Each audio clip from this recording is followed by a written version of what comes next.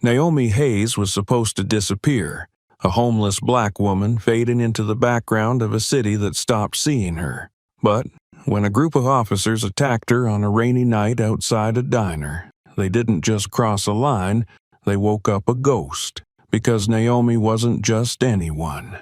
She was a former Green Beret sniper, a shadow operative trained to end wars before they started. That single moment of humiliation set off a firestorm, a global takedown of human traffickers, dirty cops, and one of the most powerful criminal networks the world never knew existed. The deeper she went, the more personal it became. This wasn't just about justice. It was about a daughter lost, a system broken, and a warning shot the world couldn't ignore. So, before we begin, tell us, where are you watching from? Because this story might start on the street, but it ends in the shadows. The rain came down in hard, slanted sheets, hammering the sidewalk like it wanted to wash the whole city clean. Beneath a torn green awning outside Mel's 24-hour diner, Naomi Hayes sat perfectly still, knees drawn up, arms wrapped around a battered duffel bag. Her coat, oversized and faded beyond color, clung to her frame, soaked through. Steam rose from a coffee cup beside her, lukewarm at best, a peace offering from the night manager who wasn't sure if he was more afraid of her stare or of ignoring her. Naomi said nothing. She never did. Not unless someone gave her a reason. That reason arrived in the form of flashing red and blue lights. The patrol car rolled to a slow stop, engine idling. 4 officers stepped out into the rain like they had all the time in the world. The one in front was stocky, clean-shaven, with a buzz cut that practically screamed military wannabe. His name tag read Boone. His walk said trouble. "Look what we got here," Boone said, his voice already too loud. "This ain't no damn hotel, Grandma." Naomi didn't flinch. Her eyes remained forward, locked on nothing in particular. She'd learned that trick in another life, one where silence was sometimes the only shield between living and dying. Boone stepped closer, eyeing the bag she clutched. "You deaf or just ignoring me?" His hand dropped casually to the baton on his belt. "I said, move along." "Neither," Naomi said, calm and clear. Boone raised his eyebrows. "Oh, we got a talker." He looked over his shoulder at the other officers. One of them, younger than the rest, shifted uncomfortably but said nothing. The others smirked. This was routine. This was sport. "What you got in the bag? Booze? Stolen goods?" Boone asked. "Personal items?" Naomi replied, her voice measured, steady. Boone snorted and kicked the bag across the wet sidewalk. The zipper split open and its contents spilled. A crumpled shirt, a book with half the cover torn, a toothbrush, and a small metal box that clattered as it hit the ground. Naomi's eyes flicked toward the box. Boone noticed. "What's this?" he asked, crouching and prying it open. Inside, 2 military dog tags and a folded photo, edges curled from time and damp. "Oh, we got ourselves a veteran," he laughed, dangling the tags like a toy. "What are you now? A sniper turned sleeper on a sidewalk? You should put those back," Naomi said flatly. Boone dropped the tags in a puddle. "Or what?" Reynolds, the rookie, shifted again. "Sarge, maybe we should—" "Shut it," Boone barked. With a grin, Boone swept the rest of Naomi's things into the gutter. Rain grabbed hold of the toothbrush first, then the photo, the ink bleeding as it floated toward the storm drain. The metal box remained lodged against the curb. Naomi still hadn't moved. "You deaf again?" Boone asked, stepping closer. He jabbed her shoulder with his baton. "I said, move." "I'm not bothering anyone," Naomi said. "You're bothering me," Boone snapped, driving the baton into her chest harder this time. She didn't react, didn't flinch, just stared at him, and for a flicker of a second, Boone paused. There was something in her eyes, something ancient, cold, not angry, not scared, just calculated. Boone grabbed her by the arm. "Don't touch me," Naomi said, voice soft but final. But Boone had something to prove. "Take her down," he ordered. The other officers swarmed. Naomi didn't resist. Not yet. Not with 4 of them. Not here. She went to the ground without a word as they kicked her legs out and yanked her arms behind her back. Her face hit the pavement. Blood ran from a gash above her eye, mixing with the water. Pink streaks curling down the street. She didn't scream. Didn't cry out. Just breathed. Steady. Focused. 1, 2, 3. Flash. Memory. Crosshairs. Wind call. Distance, 1180 meters. Target, confirmed hostile. Moving. Trigger squeeze. Exhale. 4, 5, 6. Boone cuffed her too tight. Blood smeared his glove. "Not so tough now, are you?" he whispered. 7, 8, 9. They shoved her into the back of the squad car, her head bouncing off the doorframe.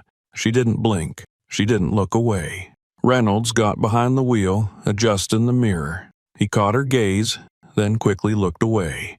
Something crawled under his skin. It wasn't pity. It was fear.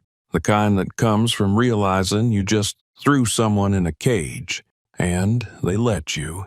The drive to the station was silent. No one spoke, not even the rain. As they pulled into the precinct parking lot, Naomi finally spoke. "You should have left me alone." Her voice wasn't loud, wasn't angry. It was a fact. Boone, in the passenger seat, laughed. "And what are you going to do about it?" She didn't answer. She didn't have to. The smirk on Boone's face stayed all the way through a booking. Stayed when he shoved a plastic bag of her remaining possessions across the counter. Stayed when he walked her toward holding. But by the time Reynolds keyed in her fingerprints and saw the red screen flash across the monitor, that smirk had begun to slip. Classified. DOD Level 5 clearance required. A phone on the desk rang. Reynolds answered. "Charleston Precinct. Officer Reynolds speaking." The voice was cold. "Military. This is Colonel James L. Briggs, Department of Defense. You have Naomi Hayes in custody. You are to release her immediately." Reynolds' stomach dropped. "Sir, this is not a request, officer." The line went dead, and so did the smirk on Boone's face. Naomi was still silent, still sitting and holding. But somewhere inside the Pentagon, a sealed file had been unsealed. The ghost they'd buried was awake again. The booking room fell into a brittle, suspended silence. Officer Jake Reynolds stared at the screen, pulse jumping in his throat. The monitor didn't glitch, didn't stutter. It simply turned red and displayed a line of text he'd never seen in his short career. Classified, Green Beret, Level 5 clearance required. No mugshot, no criminal history, no flags for warrants. Just that one phrase, blinking. Reynolds glanced over his shoulder. Boone leaned against the wall, arms crossed, the usual arrogance bleeding back into his posture now that the adrenaline had passed. The other officers were laughing somewhere down the hallway, unaware. Reynolds hesitated, then reached for the landline, hand shaken as he picked up the receiver. The number on the screen came from a secure DOD relay. He didn't dial. The phone rang on its own. "Charleston Police Department," he said, voice tightening. "This is Colonel James L. Briggs, Department of Defense, Special Operations Division," the voice said, clipped and unyielding. "You currently have a woman named Naomi Hayes in custody. You will release her immediately. No questions. No report. Sir, she was... This is not a request, officer. Do you understand?" "Yes, sir." "Clear her record of tonight's incident. Expunge all digital and physical records within the next 10 minutes. This directive is binding under National Security Protocol 72. You are not to discuss this conversation with anyone. This line is now terminated." Click. Reynolds hung up slowly. Boone narrowed his eyes, stepping forward. What was that? Reynolds swallowed. Department of Defense. They want us to let her go. Boone scoffed. You're kidding. They didn't sound like they were kidding. What? Some ghost from the war gets a get-out-of-jail-free card because she used to shoot at people in deserts? Reynolds didn't answer. Boone grabbed the edge of the desk and leaned in. You do anything with her file? It's locked behind military clearance. Level 5. Boone paused. That got his attention. Level 5? Reynolds nodded. Boone's expression flickered. Then he shook it off and waved a dismissive hand. Screw it. System's probably busted. She stays overnight. Paper it tomorrow. Reynolds opened his mouth to protest, but stopped.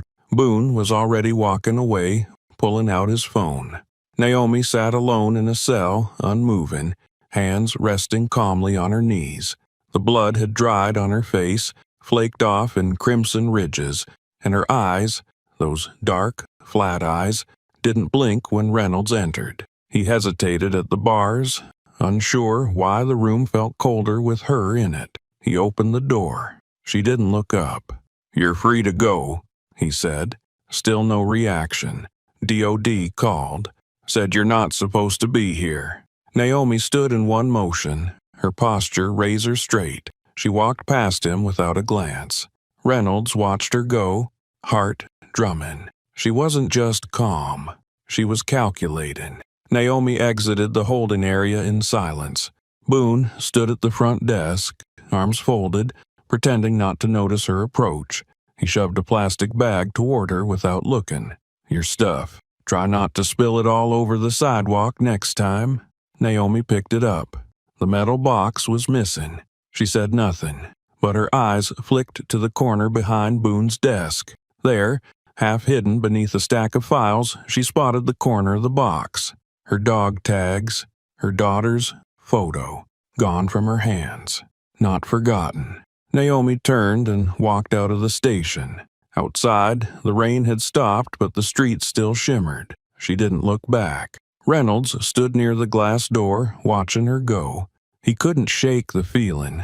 Something inside him whispered that he hadn't just processed a homeless woman. He had processed something trained, something dangerous, and something unfinished. Inside the squad room, Boone was texting someone, face drawn tight. Across the room, Reynolds sat at his terminal, opening the system again. He keyed in her name. Nothing. No record, just a black field with a blinking cursor. The system had auto-purged. No trace of Naomi Hayes remained. But something about that bothered him more than it reassured. He leaned back, rubbed his eyes, and then paused. Security footage. He opened the evidence folder, scrolling for the timestamp of her booking. But the folder was empty. Not missing. Not deleted. Simply never existed. The camera feed for that hour showed static, blank tape. Someone high up had erased her presence before she had even left the building. Down the corridor, Naomi stepped out into the morning light. The city hadn't changed, but her position within it had. The way pedestrians glanced at her now, curious, cautious, confused, was nothing new, but she wasn't paying attention to them. She was studying the patrol cars, parked along the curb. 2 standard cruisers, 1 unmarked sedan, a motorcycle unit. 2 exits to the west, back alley, rooftop fire escape from the adjacent laundromat. A camera above the bank door didn't rotate. Blind spot to the left. Naomi walked past the diner. The manager saw her through the window and froze mid-pour. She kept going. Every motion, every face, every vehicle was logged. She wasn't walking home. She was scanning a battlefield. Her mind, long dormant, had snapped back into operational rhythm, not out of choice, but because instinct demanded it. And Naomi Hayes never ignored instinct. Naomi didn't speak another word that morning, but the look in her eyes had changed. The station, the street, the people, they weren't scenery anymore, they were terrain. And in her world, terrain always meant targets, cover, and movement. She was back in mission mode. The only question left was, Who would be the first to realize the ghost had started hunting again? The cold steel bench in the holding cell was nothing compared to the steel Naomi Hayes had slept on in Kandahar, or the damp floor of a jungle clearing in Colombia, or the half-collapsed rooftop of a blown-out safe house in Aleppo, Syria. This wasn't confinement. It was rehearsal. Stillness was a language her body remembered fluently. Her eyes stayed forward, but her mind peeled open. Memories didn't arrive as images. They struck like impacts, precise and unflinching. Colombia. A village choked in cartel control, the jungle thick with heat and gunmen. Naomi had been tasked with removing Santiago Alvarez, a narco warlord with a body count longer than his supply lines.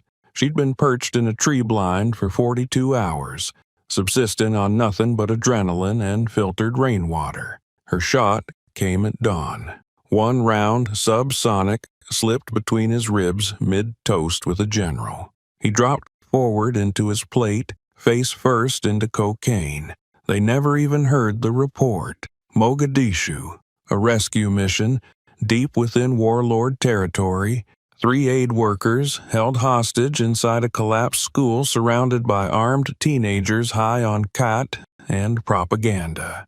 Naomi had crawled through rubble and rebar for 6 hours, guiding the extraction team by voice and laser pointer while providing cover from a collapsed minaret across the street.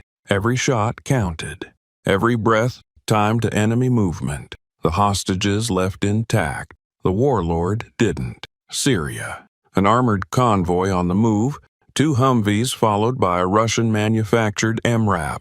Inside, a rogue arms dealer with ties to black market uranium. Naomi waited in silence, her position hidden inside the rusted husk of a water tower. Wind, 32 knots. Dust in the chamber, 800 meters. She fired once. The vehicle's left front tire exploded. As it jerked sideways, the cabin door opened. The second shot entered beneath the helmet of the fleeing VIP. Instant drop. Confirmed kill. Those kills never haunted her. They were surgical. Mission-bound. Sanctioned. But there was one moment that never left her. One memory that broke protocol, broke her body, broke her into something less than human and more than weapon. Atlanta, 5 years ago.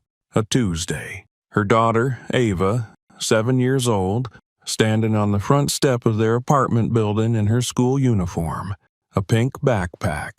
Naomi had just returned from her final deployment. Ava had screamed and ran toward her. Naomi barely had time to drop her gear. Behind Ava, a chase. Police in pursuit of a suspect who ran into the parking lot. The man was unarmed, confused, jumped over a railing. The officer following him, new, nervous, and undertrained, saw movement. He raised his gun. Naomi shouted. He fired. The bullet missed the suspect. It didn't miss Ava. She dropped in Naomi's arms, a red flower blooming across her chest. The officer screamed something about fearing for his life. The city held a press conference. The mayor called it a tragedy. The department said training would be updated. Naomi said nothing. She disappeared, honorably discharged within weeks, folded into the wind. No lawsuits, no interviews, no funeral attended by brass. She took Ava's ashes, left the flag folded in its triangle case on the colonel's desk, and vanished. No one looked for her, until now. A sudden shift in sound yanked her back to the present. Voices, not police, different cadence, more clipped, tactical. Naomi shifted her posture, eyes still downcast, but her ears locked in. 4 voices, 1 female, all moving toward the station's south exit. She hadn't seen them enter, which meant they either bypassed the front desk or came through unauthorized access. That meant inside help, or something darker. Outside the holding area, footsteps approached. The back door opened. 1 second passed. Then 3 sharp bursts. Silenced. Not police issue. Naomi moved. She rolled off the bench, pressed herself into the narrow blind spot against the wall, just beside the steel bars. Breath steady. Heart rate dropping into operational rhythm. A voice came from the corridor. Low. Urgent. She's in cell B. Move quick, Boone said. 10 minutes. Tops. She felt the change in the air before she saw the shadow. Someone rounded the corner with a suppressed pistol. No hesitation. Naomi struck. She caught the wrist mid-swing, drove the attacker's arm into the bars, and disarmed him in one fluid motion. A reverse elbow to the throat silenced the scream. The body slumped, twitching. 3 left. The second came in too fast. Naomi launched the first man's body into him, using the weight as cover. As he stumbled, she kicked his knee sideways, collapsing it. His jaw met the edge of the steel bunk, out cold. The third and fourth had been smarter. They waited at the corridor's mouth, weapons drawn. Naomi dragged the second man's body upright, pushed it forward like a shield. Bullets hit meat and fabric. She charged behind it. One of them hesitated. The other didn't. Naomi ducked low, came up hard. A sidearm jabbed into a rib cage. One shot. Drop. She twisted, grappling with the final attacker in a blur of elbows, knees, and pain. He managed to graze her shoulder before she wrenched the weapon from his grip and drove it into his neck. Silence returned. Naomi stood in a hallway of blood and steam. She pressed her back to the wall, exhaled once, slow. There had been no uniforms, no badges. They hadn't come to arrest her. They came to erase her. She moved down the corridor, barefoot, blood on her hands, eyes clear. She didn't bother checking the front desk. Boone was gone. Reynolds, probably too junior to be in on the hit, would be stunned when he saw the mess. Naomi exited through the back of the precinct. A homeless woman entered that building. A ghost walked out. The attackers were silent, efficient, and had no identifiers, but their weapons were military grade, their tactics tight. Someone high up had sent them, and they wanted Naomi gone before anyone else could ask questions. Whoever had ordered the cleanup had just failed, and now they weren't hunting her, she was hunting them. The alley behind Granger Street was narrow and forgotten, bracketed by 2 crumbling warehouses and lit only by a flickering security bulb that had long surrendered to rust and neglect. Trash overflowed from metal bins, steam curled from an unseen vent, and rats scurried without fear. It was the kind of place people passed without memory, the kind of place people vanished. Naomi walked through it deliberately, boots silent on the slick pavement, senses dialed past civilian settings. The tension in the air wasn't just urban residue. Something was off. The pattern of ambient noise, the rhythm of the street, had fractured. The birds were gone. The wind had shifted. Breathing changed when people were hiding. She kept walking. 6 more paces. Then the first one moved. A shadow peeled away from the brick wall on her left, fast and confident, aiming to tackle her from the side. Naomi dropped low. The man expected a shove, maybe a defensive flail. What he got was a pivot, a twist of weight, and a precise elbow that shattered his nose. He grunted, stumbled back, and Naomi snatched his own knife from his hip sheath before he could recover. 2 more emerged behind her, one with a baton, the other a short tactical blade. The third came from the right, flanking fast, no hesitation. Naomi didn't run. She moved. Time dilated. She went through them like a machine, but not one built for efficiency, one designed for demolition. The first attacker lunged again, and Naomi turned her body to draw his momentum forward, driving the stolen knife into his abdomen just below the rib cage. He collapsed in a gurgle, eyes wide in disbelief. The second came with the baton, swinging downward in a crushing arc. Naomi ducked beneath it, stepped inside the man's range, and jammed her palm up under his chin. His head snapped back. She swept his legs, brought him down, and followed with 2 rapid strikes to the throat and the solar plexus. He convulsed, then stilled. Number 3 had waited. Smart. He circled, gauging her speed. Military stance. Knife held edge down. Probably ex-military. Maybe mercenary. He feinted left, went right, and aimed for her flank. Naomi parried with her forearm, redirected his blade away from her side, then drove her knee into his stomach. As he doubled forward, she grabbed his wrist, twisted until the joint gave a sharp crack, and flipped him headfirst into the wall. The sound of his skull hit in brick was final. The 4th had hung back, not smart enough. He thought the others would wear her down. Now he ran. Naomi sprinted after him, closing the distance in seconds. He turned to fight, swinging wildly. She ducked the strike, caught his wrist mid-arc, and buried the knife into the soft spot just beneath the clavicle. He screamed, staggered, tried to pull away. Naomi yanked the blade free, reversed her grip, and drove it under his jaw. 27 seconds. 4 men. Done. The alley was quiet again, save for the drip of rainwater from a leaking gutter. Naomi stood among the bodies, breathing measured, knife still in hand. She stepped over the last one, wiped the blade on his shirt, and crouched beside the first. Professional gear, earpieces, matching comms, modified sidearms, no IDs. She took one of their radios, scanning for signals. Silent channel, secure, nothing she couldn't crack later. One of the bodies had a burner phone. She pocketed it. A wallet lay open near the second man's belt, empty, clean. They came without names. Naomi vanished into the darkness at the mouth of the alley. No sirens in the distance, no witnesses.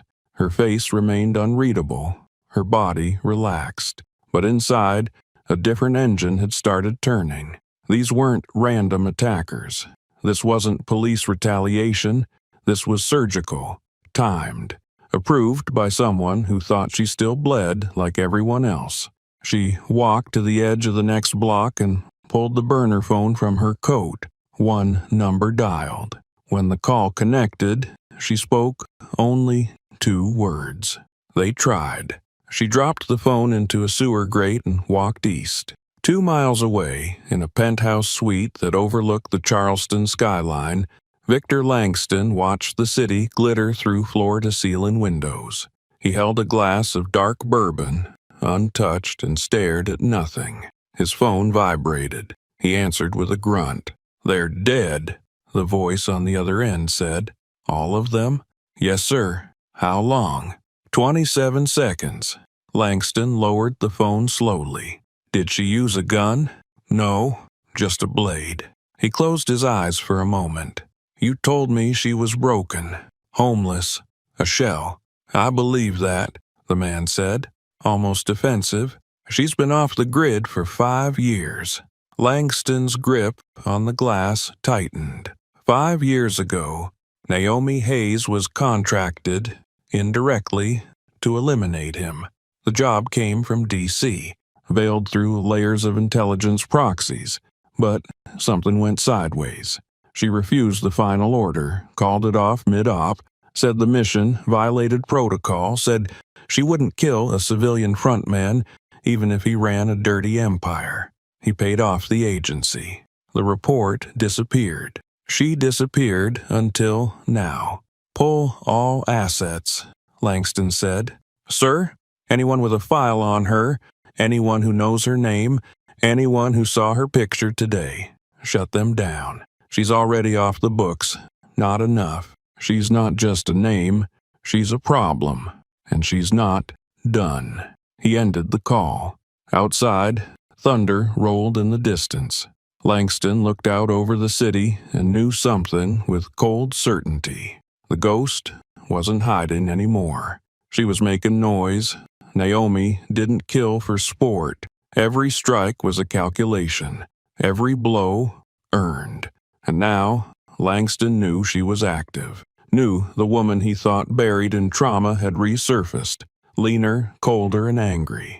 But he also knew something else. 5 years ago, she chose not to pull the trigger. That mercy had been a mistake, one she wasn't going to repeat. Sergeant Travis Boone was halfway through his second whiskey of the night when his burner phone rang. The screen displayed nothing. No name, no number, just a blank call. He hesitated, stared at it for a long second, then answered. Yeah. The voice on the other end was quiet, controlled, and venomous. You know who you laid hands on? Boone sat up, suddenly sober. Sir, you roughed up a ghost, Langston said. A sniper with over 100 confirmed kills. Special Forces. Green Beret. Black Ops asset until she went dark. Boone didn't respond. Langston's voice hardened. Her name is Naomi Hayes. There was silence on the line. Then Boone muttered, The vagrant? She's not a vagrant, Langston snapped. She's a problem. The kind that doesn't leave witnesses. The kind that vanishes for 5 years and reappears only when she wants something dead. Boone wiped his mouth with the back of his hand. She didn't seem like much. 4 of my men are dead, Langston said, each word measured. 27 seconds. No firearms, that's what you're dealing with. Boone's throat tightened. I want her gone, Langston continued. Find her, eliminate her, quietly. And if I can't, Langston didn't answer. The line went dead. Boone set the phone down slowly and exhaled through his teeth. Outside his apartment, sirens wailed in the distance. Rain tapped on the windows like fingernails. He stared into the glass, his reflection distorted and broken by water trails. The badge on his uniform caught the light, and for the first time in a long time, it didn't feel like armor. It felt like a target. Across the city, Naomi sat in a shadowed corner booth of an all-night cafe, a disposable laptop in front of her. She sipped cold coffee and watched data scroll across the screen. The burner phone she'd taken from the alley attacker had yielded something valuable, a string of coded messages referencing financial transfers, shipment manifests, and something labeled North Star. The money trail was subtle, concealed behind shell corporations and dummy accounts. But Naomi had been trained to see what others missed. The digital fingerprints all traced back to a single address downtown, 1215 Broadmoor Avenue, the listed headquarters of Langston Investments. On the surface, it was a financial firm that handled high-net-worth clients, specializing in international real estate portfolios and offshore asset protection. But Naomi knew a front when she saw one. The company had no real employees listed, no client testimonials, and no visible activity beyond paperwork. A laundering hub. She stood, folded the laptop, and left through the back exit, disappearing into the wet dark. By noon the next day, she was perched in a condemned building across the street from the Broadmoor address. From behind a shattered pane of glass, hidden beneath layers of tarp and insulation, Naomi watched through a scope. The building was sleek, modern. Glass panels, mirrored doors, an electronic reception system. Too clean, too quiet. No signage on the outside except the gold-plated name above the revolving doors. She'd seen 6 employees enter since morning. All of them dressed like security contractors pretending to be account managers. 2 SUVs came and went regularly. Tinted windows, federal plates, overkill. No clients, no deliveries, no mistakes. But Naomi didn't need mistakes. She needed rhythm. She studied their movement patterns, the rotation of the rooftop guards, the surveillance blind spots. A service elevator connected to the underground garage. A locked maintenance door behind the adjacent coffee shop led into the basement level. The cameras at the loading dock had a 3-second loop delay. She memorized it all. And then she waited. At 4:17 p.m., a familiar figure emerged. Langston himself, flanked by 2 armed men in tailored suits. He was older than the last time she'd seen him.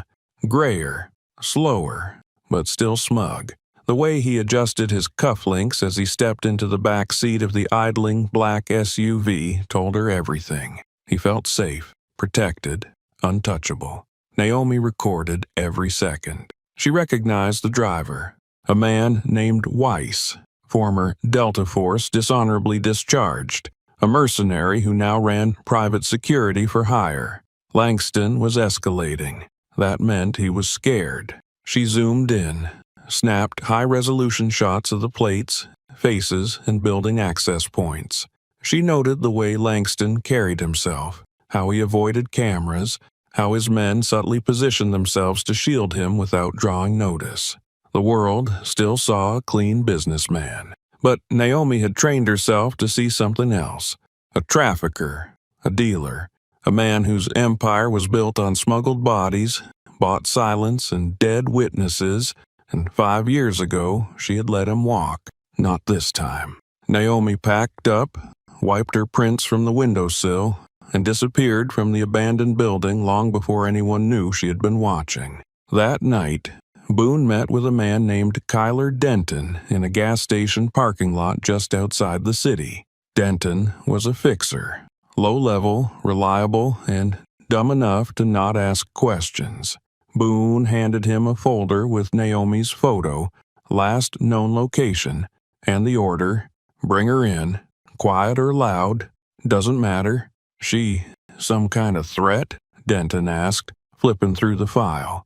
Boone hesitated. "Just handle it." Denton grinned. "No problem." Boone didn't sleep that night. Inside a rented storage unit on the outskirts of Charleston, Naomi laid out everything she'd collected: maps, floor plans, access codes, and a redrawn schematic of Langston's building. The entire western flank of the security system depended on a single satellite relay that she could block with a portable signal jammer. The freight elevator had no guard posted between 1 o'clock and 1:15 a.m., and the basement had no secondary exit. It would take a small, precise operation. She didn't need a team.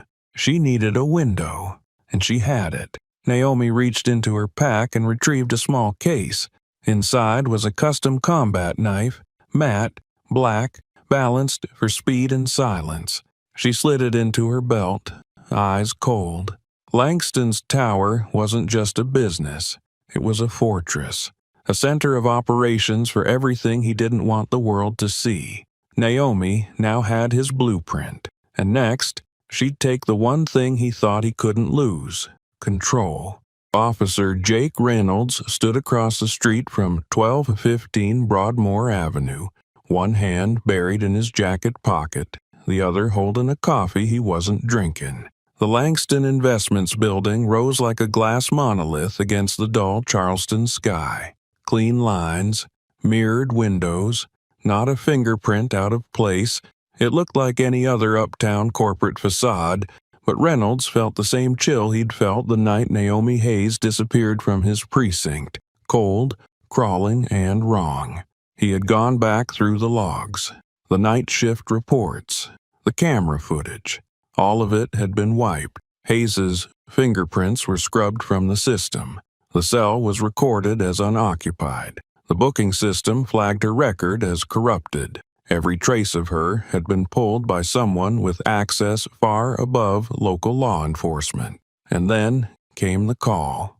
A woman, calm voice, no accent. She told him she represented an interested party, and that if he wanted answers, he should visit Langston Investments. Alone, in uniform. No backup, no radio. Against better judgment, Reynolds walked through the building's revolving door at 10 a.m. The lobby was quiet, too quiet. No receptionist. Just two men in dark suits waiting by the elevators. They didn't speak, just nodded and gestured him forward. One scanned a card. The elevator opened. Reynolds stepped in. The doors closed without a floor being selected. The elevator didn't hum or vibrate. It descended in perfect silence, as if the building was made of air instead of steel. The doors opened to reveal a private office floor, dark wood panels, recessed lights, the smell of leather and something sterile underneath. In the center stood Victor Langston, framed by windows overlooking the city like a king atop his castle. "Officer Reynolds," Langston said, smiling. "Thank you for coming." Reynolds kept his face neutral. "You sent someone to contact me." Langston stepped around the desk, offered a chair. Reynolds didn't sit. "I wanted to meet the officer who released Naomi Hayes," Langston continued. "She's a fascinating figure. Tragic, really, but dangerous." "I didn't release her," Reynolds said. "I was ordered to." Langston nodded. "The Department of Defense. Yes, they're very touchy when it comes to old assets." He poured 2 drinks, placed one on the desk near Reynolds. "You ever wonder why someone like her ends up sleeping under diner awnings?" She was off the grid. Langston raised an eyebrow. "She was buried because she refused to play the game. She was supposed to kill me once, you know, years ago, but she didn't." Reynolds said nothing. Langston leaned forward. "Do you know what that makes her? Unreliable and dangerous. To people like me, to people like you. I'm nothing like you." Langston laughed. "That's where you're wrong. You're a man stuck between systems, between duty and reality. You want to serve something that doesn't exist anymore. Justice, truth. These are fairy tales. I believe in the law." Langston moved closer.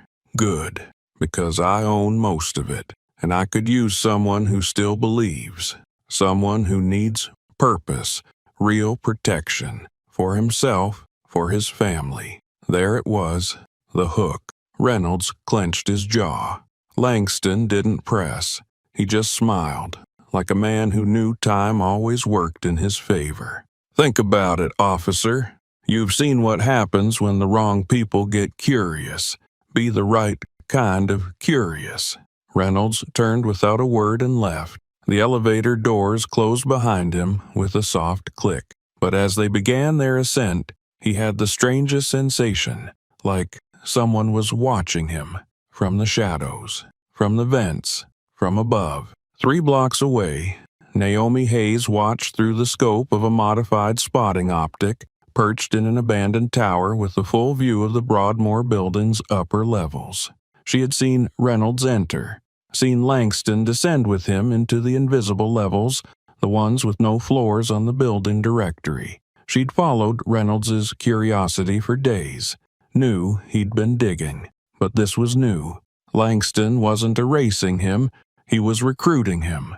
Naomi adjusted her sight line and caught Reynolds's reflection in the lobby mirror as he exited the elevator. He looked the same, but his eyes were heavier, conflicted. That mattered. She tapped a message into her burner. Then, without hesitation, she reached into her pack and pulled out a small black velvet pouch. Inside was a single .38 caliber bullet. The copper casing was clean, polished, but engraved along the side, etched with a needle-fine hand, was a number, 7482, Boone's badge number. She slid it into a smaller plastic casing with a handwritten note, "I see you." Then she walked into a shipping store 2 miles from the precinct, left the envelope with no name, no sender, and walked out before the clerk even looked up. Back at the Charleston Police Department, Boone arrived late, coffee in one hand, phone in the other, checking texts from a burner he only used for one person, Langston. No messages. That was worse than getting a threat. He dropped into his desk, tossing the coffee aside. "Package for you, Sarge," one of the desk officers said. Boone blinked. From who? Didn't say. Just delivered. Came through dispatch routing. Boone took the padded envelope, felt the weight. Too heavy for a letter. Too light for anything electronic. He opened it. The bullet rolled onto the desk, spinning slightly before coming to a stop with the number facing up. He stared at it. His badge number. The note beneath it was short, no signature, just a whisper in ink. "I see you." The blood drained from Boone's face. He looked up, scanned the room. Every officer looked normal. No one paid attention, No one had moved, but it didn't matter. She had found him. He picked up the bullet with trembling hands and shoved it deep into his pocket. Outside the window, the street bustled with commuters, tourists, and harmless faces. But Boone knew better. She was there, somewhere, watching. The bullet wasn't just a threat, it was a promise. Naomi didn't need to confront Boone yet. She only needed him to know the game had started. And while he scrambled for cover, she was already inside his world, planning her next move. Sergeant Travis Boone sat frozen at his desk, the weight of the bullet in his palm heavier than logic could explain. He stared at the number carved into the copper casing, his badge number, etched with such precision it had to be intentional, personal, a craftsman's threat, not the kind from a street thug, not even from a professional killer. No, this was colder than that, more surgical. This was a warning. His fingers closed around the bullet, fist tightening until his knuckles turned white. Around him, the squad room buzzed with routine noise. Phones ringing, printers humming, conversations rising and falling. No one noticed the tremor in his hands. No one knew that death had just walked through their front door, left its signature, and vanished. Boone stood abruptly, pushing back from the desk. The envelope, the casing, the slip of paper, all were stuffed into his coat pocket. He mumbled something to the nearest officer about needing fresh air and walked straight out of the precinct, eyes scanning every face, every corner, every rooftop. He didn't see her, but Naomi Hayes was there, 300 yards away, lying prone on the gravel rooftop of a parking structure. Naomi adjusted the focus on her scope. Her breathing was even, heart rate steady. The Beret rifle beneath her cheek was heavy, quiet, and sighted perfectly on the man who once kicked her belongings into the gutter and laughed. She could kill him, right now. One twitch of her finger, one breath, one heartbeat. But she didn't. Instead, she watched him panic, watched his eyes dart, watched his false confidence melt into pure fear. The way his gait stiffened, the slight limp on his left side, the result of favoring his holster leg out of instinct. The sweat forming beneath his collar, even in the cool morning air. She didn't want to kill him yet. She wanted him to know what it felt like to be hunted. She shifted her aim slightly, tracking his walk to the side alley. He lit a cigarette with shaking hands, shielding it from the wind with his palm. His back was exposed, clear shot to the spine. A mercy kill. But Naomi didn't believe in mercy anymore. She let the crosshairs drift above his head, watched, waited, studied. Boone finished his smoke in half the time it should have taken and made a call, voice low, frantic. She couldn't hear the words, but she didn't need to. His body said enough. He was calling Langston. Naomi eased away from the scope and sat up slowly, the rifle already disassembled in her practiced hands. Piece by piece, it vanished into the custom case beside her. She zipped it shut and stood, watching Boone retreat back into the building like a man chased by ghosts. He would tell Langston. Good. She wanted them both to know the game had started, that no amount of security, glass, or guns would stop what was coming. The bullet was never meant to kill. It was meant to echo. 10 minutes later, Boone stood in Langston's private office, his skin pale, pupils wide. He dropped the bullet onto the table like it was toxic. "She's watching me," he muttered. Langston picked up the casing between two fingers and turned it slowly, reading the number. "Your badge." Boone nodded. She mailed it. No prints, no return address, just this and a note that said, "I see you." Langston set the bullet down gently and leaned back in his chair. "She's not bluffing." "You think I don't know that?" Boone hissed. "I had 4 patrol units outside my building last night. I slept with the lights on." Langston didn't respond immediately. He turned to the window and stared out at the skyline for a long moment. Then he picked up his phone and made a single call. A secure line. No trace. When the voice answered, Langston spoke 2 words. It's time. 5 hours later, the private airstrip outside Charleston lit up with the harsh glow of landing lights. A matte black military transport plane taxied into position. The hatch opened, and 6 men stepped out, all dressed in civilian gear, each one carrying a plain duffel bag. Leading them was Marcus Weiss, former Delta Force, discharged after a classified incident in Aleppo. His record was redacted from nearly every military database. His reputation, however, was infamous in certain circles. Weiss had the body of a man carved from corded muscle and bone, his face marked by a scar that ran from his ear to the edge of his mouth, a gift from a failed knife fight with a Chechen warlord. He didn't smile, didn't blink often, and never hesitated. Langston met him at the edge of the tarmac with an umbrella in one hand and a glass of scotch in the other. "I hear you have a problem," Weiss said. "No greeting, no pleasantries." Langston handed him a folder. "Her name is Naomi Hayes. She's ex-military. Green Beret. Ghost program. Last week she resurfaced. Killed 4 of my men in under 30 seconds. Weiss opened the folder and flipped through the photos. Surveillance stills, body shots, a blurred image of Naomi walking down an alley, knife still wet. "She's good," Weiss muttered. "How did you get her to stand down last time?" "I didn't," Langston said. "She walked away, refused the kill order, vanished. And now she's back, and she wants something. I just don't know what yet." Weiss handed the folder to one of his men. "You brought me in to end this, not figure it out." Langston nodded. "Just make sure it's clean. No attention, no press, and no mistakes." Weiss tilted his head. "And what about your cop friend, Boone? He's compromised." Weiss raised an eyebrow. So, if she doesn't kill him, you do." Weiss gave a small nod. "Understood." He turned to his team. "We hunt at dawn."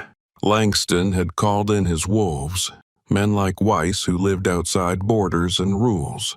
But Naomi wasn't just another target. She had trained to outthink men like this.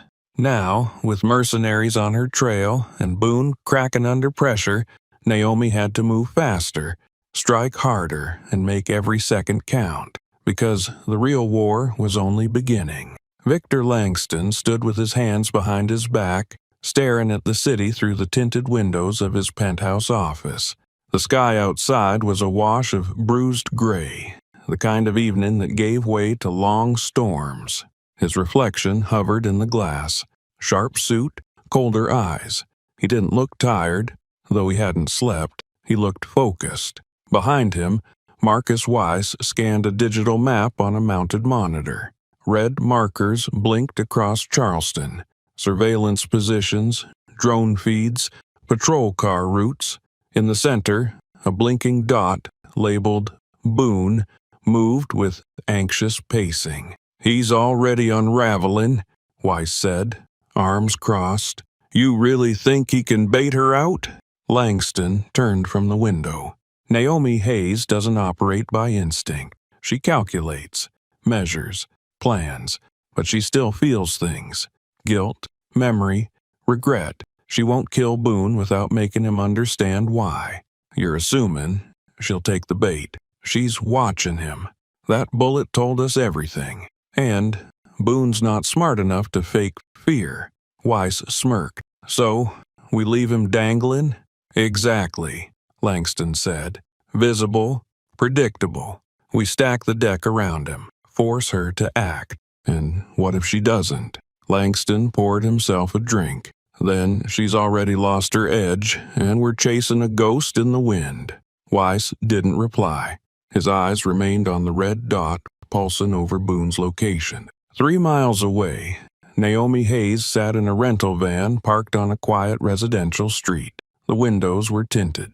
The engine was off. In her lap sat a tactical tablet synced to a network of drones she'd seeded over the last 48 hours. Each drone cycled through thermal scans, facial recognition sweeps, and movement patterns. She wasn't just watching Boone, she was watching Langston watch Boone. The trap was too obvious. The surveillance around Boone had doubled. Plainclothes agents posed as joggers. Delivery vans sat too long. Cameras had been installed at intersections that hadn't been there a week ago. Langston wanted her focused on Boone, so she wouldn't focus on anything else. Naomi set the tablet aside. She was done reacting. It was time to change the rules. Instead of taking Langston's bait, she was going after something he didn't expect, a variable he couldn't control. Officer Jake Reynolds. She had seen him at the Langston building, watched him walk in, clean, and walk out, shaken. Langston had tried to bring him in. Naomi wasn't sure which way he leaned now, but if there was one person who could give her a path into Langston's internal network without going loud, it was him. But she had to be sure, and that meant getting close. She slid the van door open and stepped into the rain. Her hood came up. Her pace matched the street's rhythm. Her weapons were hidden beneath her coat, light and compact. She walked 4 blocks, cut through a side alley, and approached Reynolds's house from the rear. Suburban, 2 stories. Back fence was 5 feet high. Motion light disabled 30 minutes ago by a device she had planted on the transformer. She scaled the fence silently, boots landing on damp grass without a sound. Through the dining room window, she saw him, Reynolds, at the table with his wife and daughter, laughing, cutting food. A normal night, a safe night. Naomi crouched near the hedges and watched. Her fingers hovered near the grip of her sidearm, but she didn't draw it. This wasn't an operation. This was a conversation. Eventually, she moved to the side door, picked the lock in under 10 seconds, and entered the laundry room. No creak, no alarm. She had mapped the home's layout hours ago. The hallway was dim, carpet muffling her steps. She paused at the corner, out of line of sight, and listened. Dinner talk, something about school, a promotion at work, the sound of a child's laughter. Naomi closed her eyes, just for a moment, letting that sound hit her like a brick. Ava would have been this age, maybe older. She drew a slow breath, then moved forward. Reynolds's head snapped up when he heard the floor creak. He rose from the table, hand already drifting toward his belt holster. "Jake?" his wife asked, confused. "Stay here," he said quickly, moving toward the hallway. Naomi stepped into view. He froze. His hand hovered above the gun, but he didn't draw. His wife gasped. His daughter looked up, confused. Naomi raised one hand. Empty. Calm.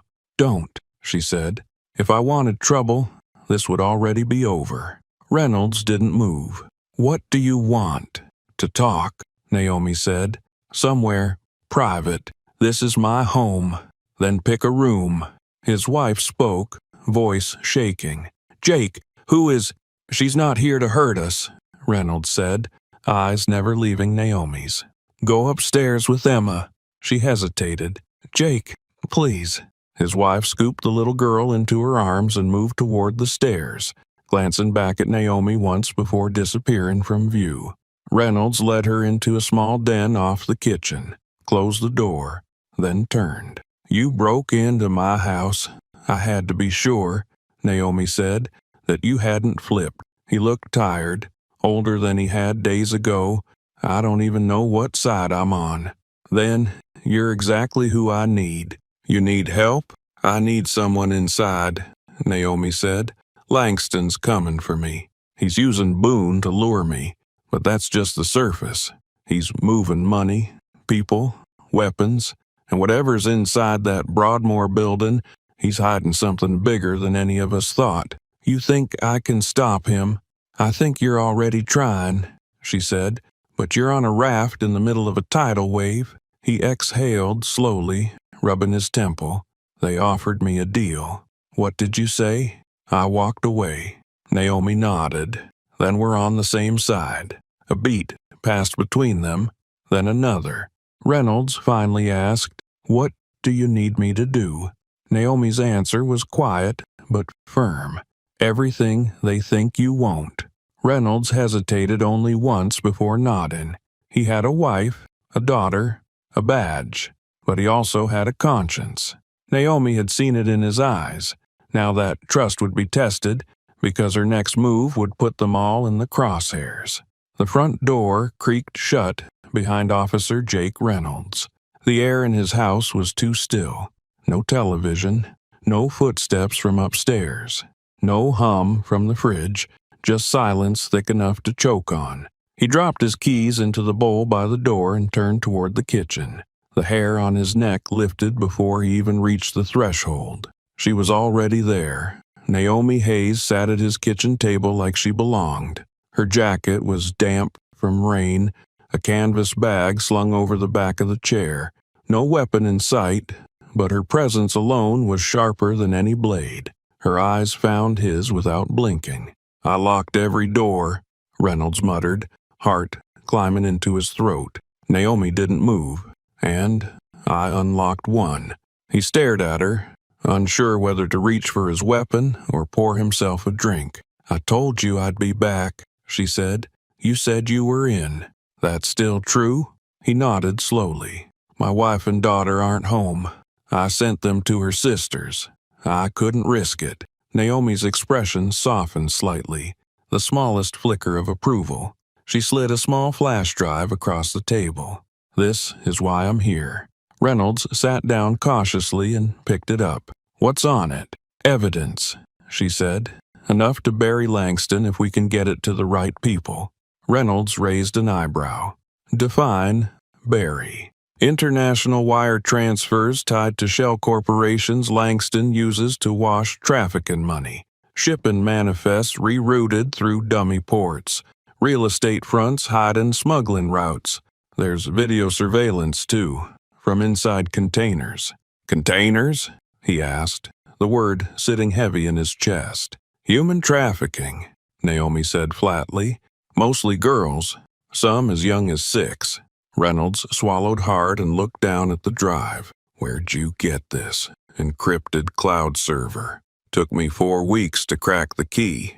He had it buried under a luxury yacht rental company in Panama.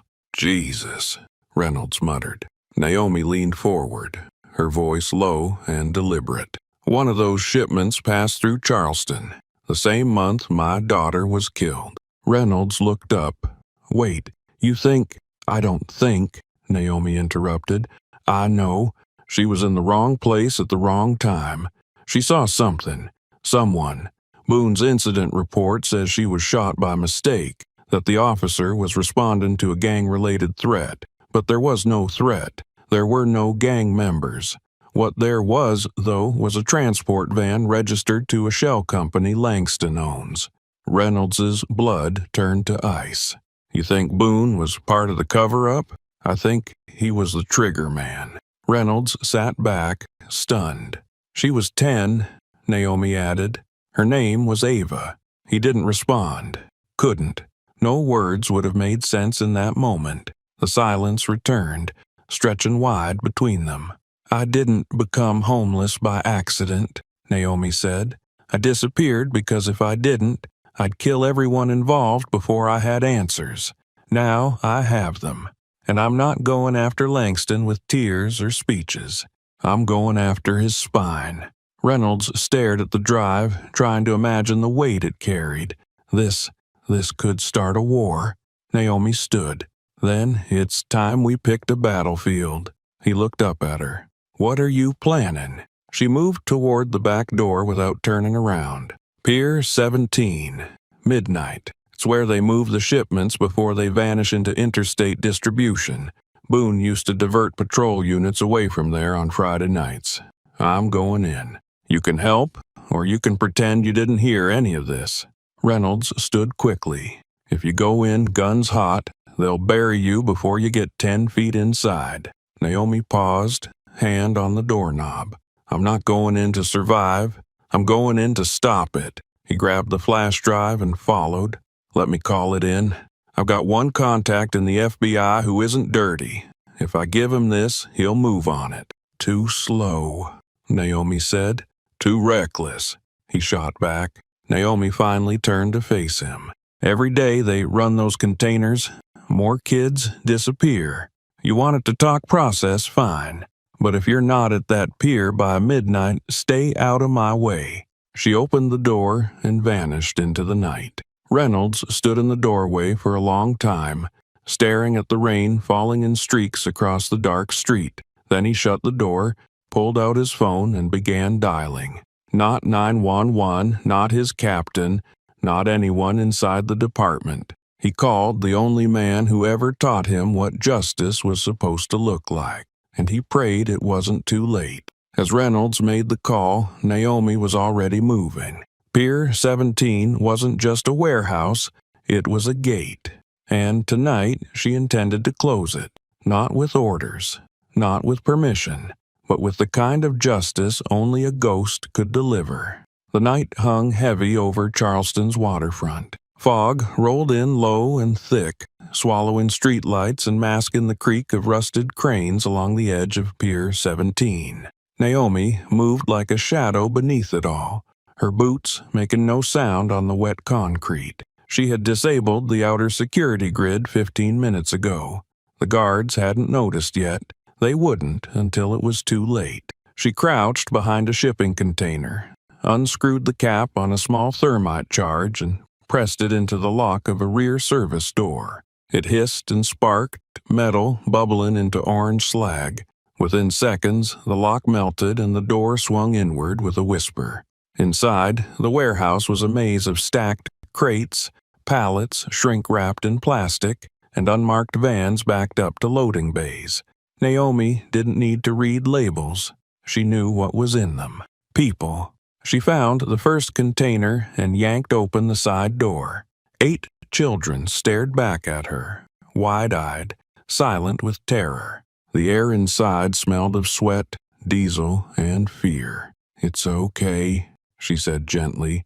"You're safe now." They didn't move. Naomi pulled a flashlight from her belt and handed it to the oldest girl. "Point this at that exit sign and keep walking. Help the others. Stay low. Don't stop." The girl hesitated, then nodded. Naomi opened 2 more containers, repeating the same instructions. She didn't have time to calm them, to explain what was happening.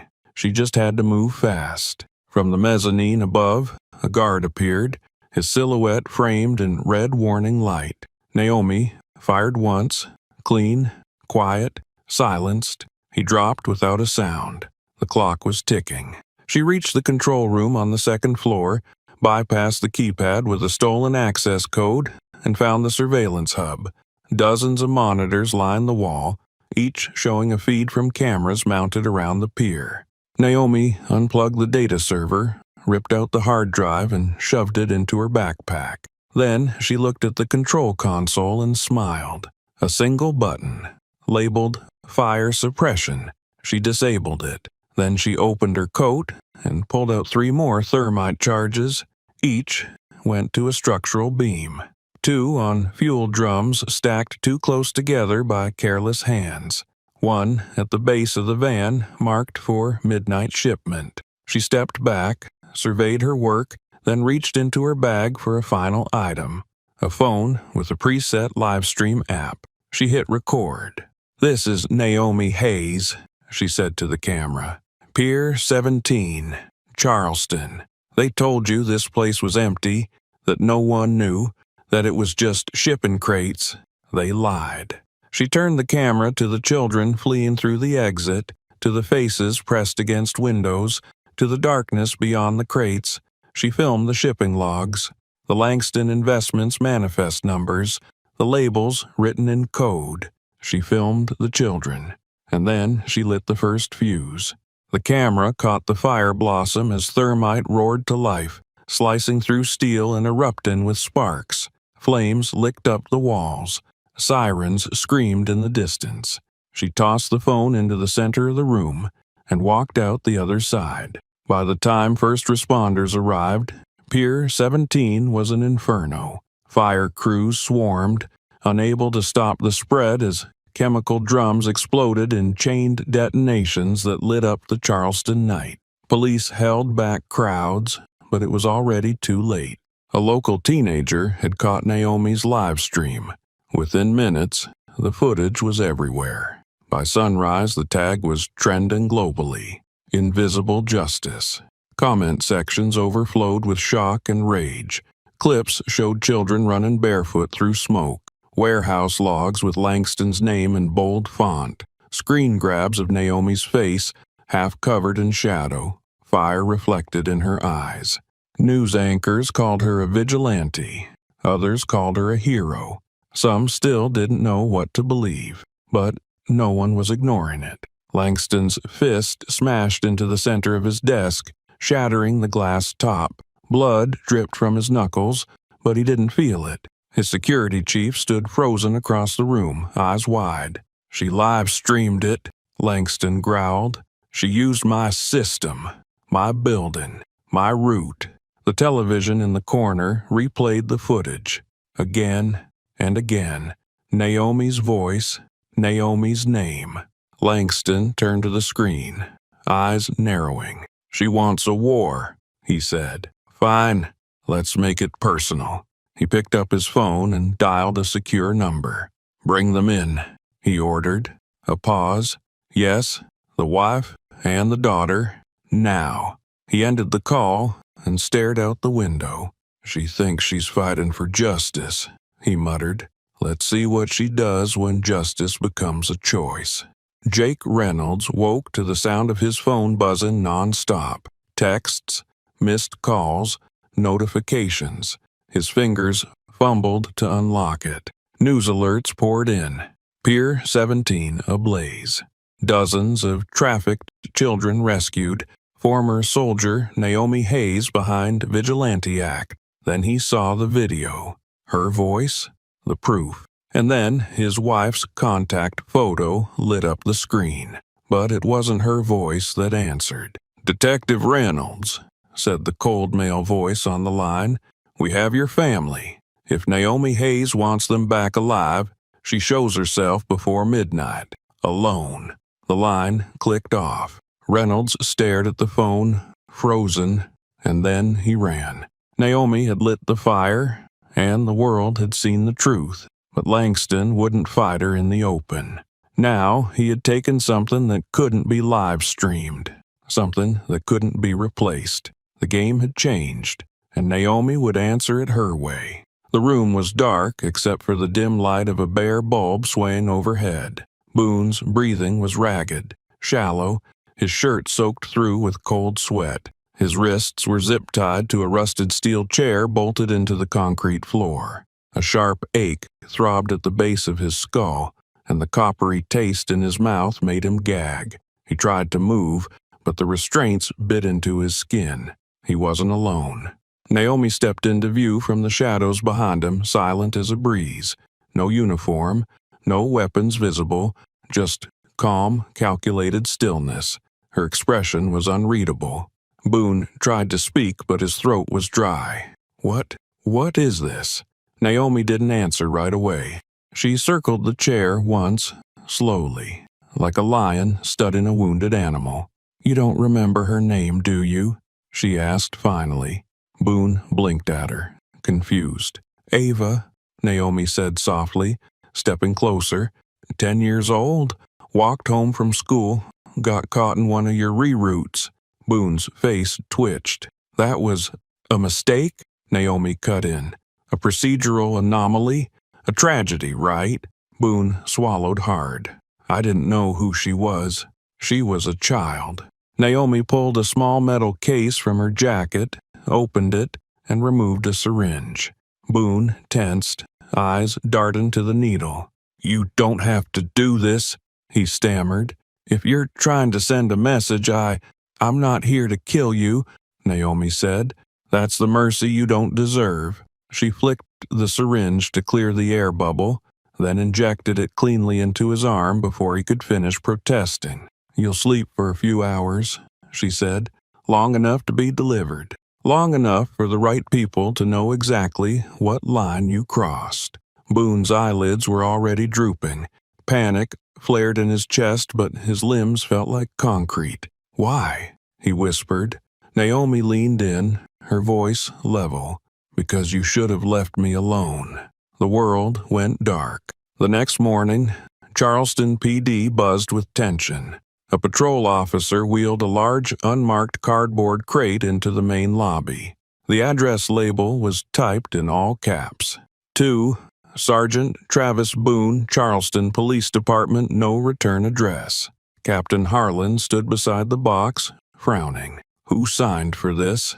Dropped anonymously, the officer replied. "No ID, no witnesses." Surveillance camera outside glitched at the exact delivery time. "Get it open." A pocket knife sliced through the tape. Inside, nestled in foam, was Boone. Unconscious, breathing, no signs of injury. A medical IV line trailed from his arm, taped down with surgical precision. On top of his chest, tucked neatly under the folded lid, was a single sheet of paper. One sentence. "You should have left me alone." Silence filled the room. Then, chaos. By noon, Langston had seen the surveillance stills from inside the precinct. Boone's return had sent the entire department into lockdown. Internal affairs had arrived within the hour. The media hovered outside, hungry for details. It was only a matter of time before someone leaked the message. Langston stood at the edge of a rooftop helipad, his private helicopter humming behind him. Rain misted down from above, glistening on the surface of his tailored coat. His phone buzzed in his hand. It was Weiss. "She left him alive," Langston said before Weiss could speak. "She wanted to make a statement. She succeeded," Weiss replied, "and now she's turned the public against us. The footage from the pier is still trending. People are calling for a federal investigation." Langston's jaw tightened. "Then it's time to raise the stakes." "You sure about this?" Weiss asked. "There's no coming back." Langston stepped toward the chopper. "She chose war. I'm just finishing it." He climbed aboard and gestured to the pilot. "Take us to the fallback coordinates." As the rotors lifted them off the rooftop, Langston sent a final text to his strike team already in place. Phase 2. Begin retrieval. Reynolds's family. No mistakes. Boone had been returned, but his silence couldn't save what was coming. Langston's war wasn't with Naomi anymore. It was with everything she had left to protect. And this time, he wasn't sending a message. He was sending a helicopter. The storm came down hard, drumming against the steel skin of the city like war drums. Naomi Hayes gripped the handlebars of the matte black military motorcycle, her eyes locked on the sky above where the low thump of helicopter blades beat through the clouds. Her hair was soaked beneath her hood, her breath even, steady, despite the wind slicing across her face at 70 miles per hour. They were heading northwest. Langston's crew, flying low to stay under FAA radar, hugging the river path as they zeroed in on the safe house Reynolds thought was still a secret. Naomi had intercepted the coordinates seconds after the team lifted off. She didn't wait to warn anyone. She knew there wouldn't be time, not with the way Langston operated. She had 13 minutes, maybe less. The motorcycle roared as she cut between traffic, weaving through red lights and puddles like they weren't there. Her GPS wasn't on a screen. It was in her head. Every rural route, every drainage path, every logging trail north of the city. She had scouted them all. She knew how long it would take that helicopter to reach the cabin in the woods. She also knew how long she had to stop it. Her fingers tightened on the throttle. A dog barked somewhere as she raced through the outskirts. The hum of suburbia gave way to dirt roads and flickering streetlights swallowed by the fog. Each breath was a calculation. Wind speed, terrain resistance, turbulence overhead. Naomi didn't see the rain. She saw angles. She didn't hear the thunder. She heard countdowns. Her earpiece crackled with a scrambled transmission, encrypted frequency, bouncing off an abandoned repeater tower 3 miles out. It was Bishop's voice, calm but sharp. Movement on thermal. 2 birds inbound. Fast, no insignia, private tech. Naomi clicked her mic. How long? 8 minutes. Less if they cut turbines and drop hard. Is the family secured in the crawl space? Reinforced hatch. They'll hold for a while. You? Naomi leaned into a curve so tight her boot scraped asphalt. Coming fast. She didn't need to say more. Bishop knew what that meant. In the air above, Langston's helicopter pushed through a break in the storm. Inside, 2 men in tactical gear sat across from each other, rifles cradled in their arms. Between them, a crate of zip cuffs and 2 canvas duffel bags with sedation kits rested on the floor. Their leader sat at the front of the cabin, helmet off, chewing gum slowly. His eyes scanned a tablet fixed to the cabin wall, tracking GPS position in real time. The blinking dot marked the cabin, a remote property owned under a false name by a retired Marine. They were 2 minutes out. We land hard, the leader said over the comms. 1 man at the rear, 1 front. Break the door if you have to. Neutralize threats. Extract woman and child alive. That's the only requirement. He didn't mention Reynolds or Naomi Hayes, but all of them knew she was coming. They just didn't think she'd catch up. She did. Naomi burst out of the tree line just as the first chopper dipped low over the clearing. She killed the engine and rolled the bike into a ditch, dragging her weapon bag with her and moving fast toward the ridgeline. Bishop's voice came back through the comm. Eyes on you. 2 minutes. Any way to slow them? Thermals are blind in this rain, but they've got signal jammers running. Couldn't reach Reynolds. Naomi slid behind a cluster of rocks, dropped to a prone position, and withdrew her compact sniper rifle, not for kills yet, but to map terrain. Her scope tracked movement. 2 descending from ropes, 1 remaining with the chopper. They moved in perfect sync. Military trained, not street enforcers. Langston had pulled from Weiss's list of specialists. She had expected that. She'd planned for worse. Naomi left the rifle and ran low through the brush, cutting right toward the service trail behind the cabin. She moved like vapor. No noise, no wasted motion. The rain was an advantage now, washing her tracks, covering her breath. She saw Bishop at the west-facing window, bleeding from the arm, rifle ready. Their eyes met briefly. He gave a single nod. She was right on time. Inside the cabin, Reynolds's wife Sarah held Emma tight, her hand over the child's mouth as boots stomped above them. The crawl space under the kitchen floor was dark, barely wide enough for them to lie flat, reinforced with steel Naomi had installed a month ago. A gift disguised as paranoia. The hatch above was locked with a triple bar mechanism and layered in noise-canceling foam. Sarah prayed it would hold. The sound of glass shattering upstairs made Emma jump. Sarah whispered, "It's okay. Don't make a sound." But her voice was shaken. On the ground floor, Bishop opened fire. The first man in black dropped instantly. The second rolled to cover behind the hallway wall and returned fire with a silenced burst. The round struck a lamp, showering sparks across the room. Naomi kicked the rear door open and swept through the kitchen low and fast. She didn't yell, didn't speak, just moved. She dropped the second intruder with a center mass double tap through the wall, her aim precise even without line of sight. Only 1 left. The third man bolted from the stairwell as Naomi appeared in the hallway. He raised his rifle. She was faster. A blade left her hand in a flicker, embedding in his thigh. He stumbled and screamed. Bishop tackled him from the side and finished it. Silence. Smoke drifted through the room. The smell of cordite and wet wood filled the air. "Reynolds's family?" Naomi asked, panting. Bishop pointed to the floor. "Safe, but for how long?" Naomi nodded, then moved to the crawl space and tapped 3 times. A pause, then the hatch opened. Sarah emerged, pale but alive, clutching Emma. Naomi reached out and pulled them both up. "You're okay now." she said. Sarah looked around at the bodies, the wreckage. Are you sure? Naomi didn't answer, because she wasn't. The cabin was secured for now, but Langston's reach was longer than a single strike team. Naomi had saved Reynolds's family, but the clock was ticking, and somewhere in the distance, Langston was already preparing his next move. The war had just crossed a line. Now it was personal for all of them.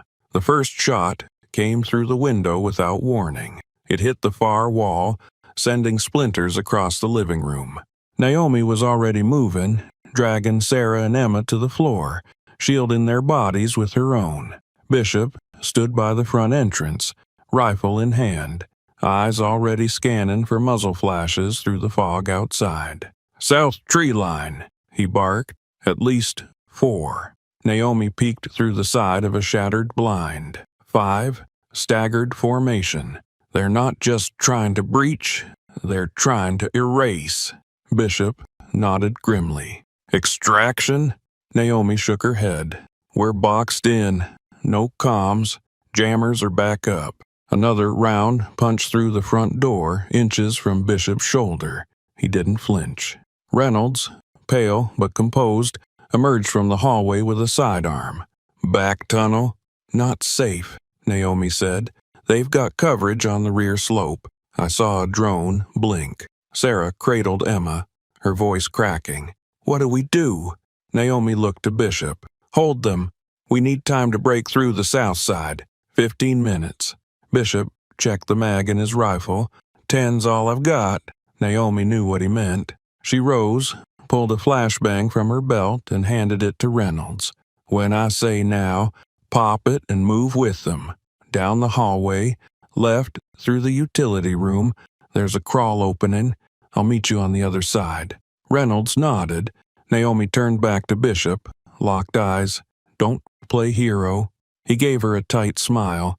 Not playing, just buying time.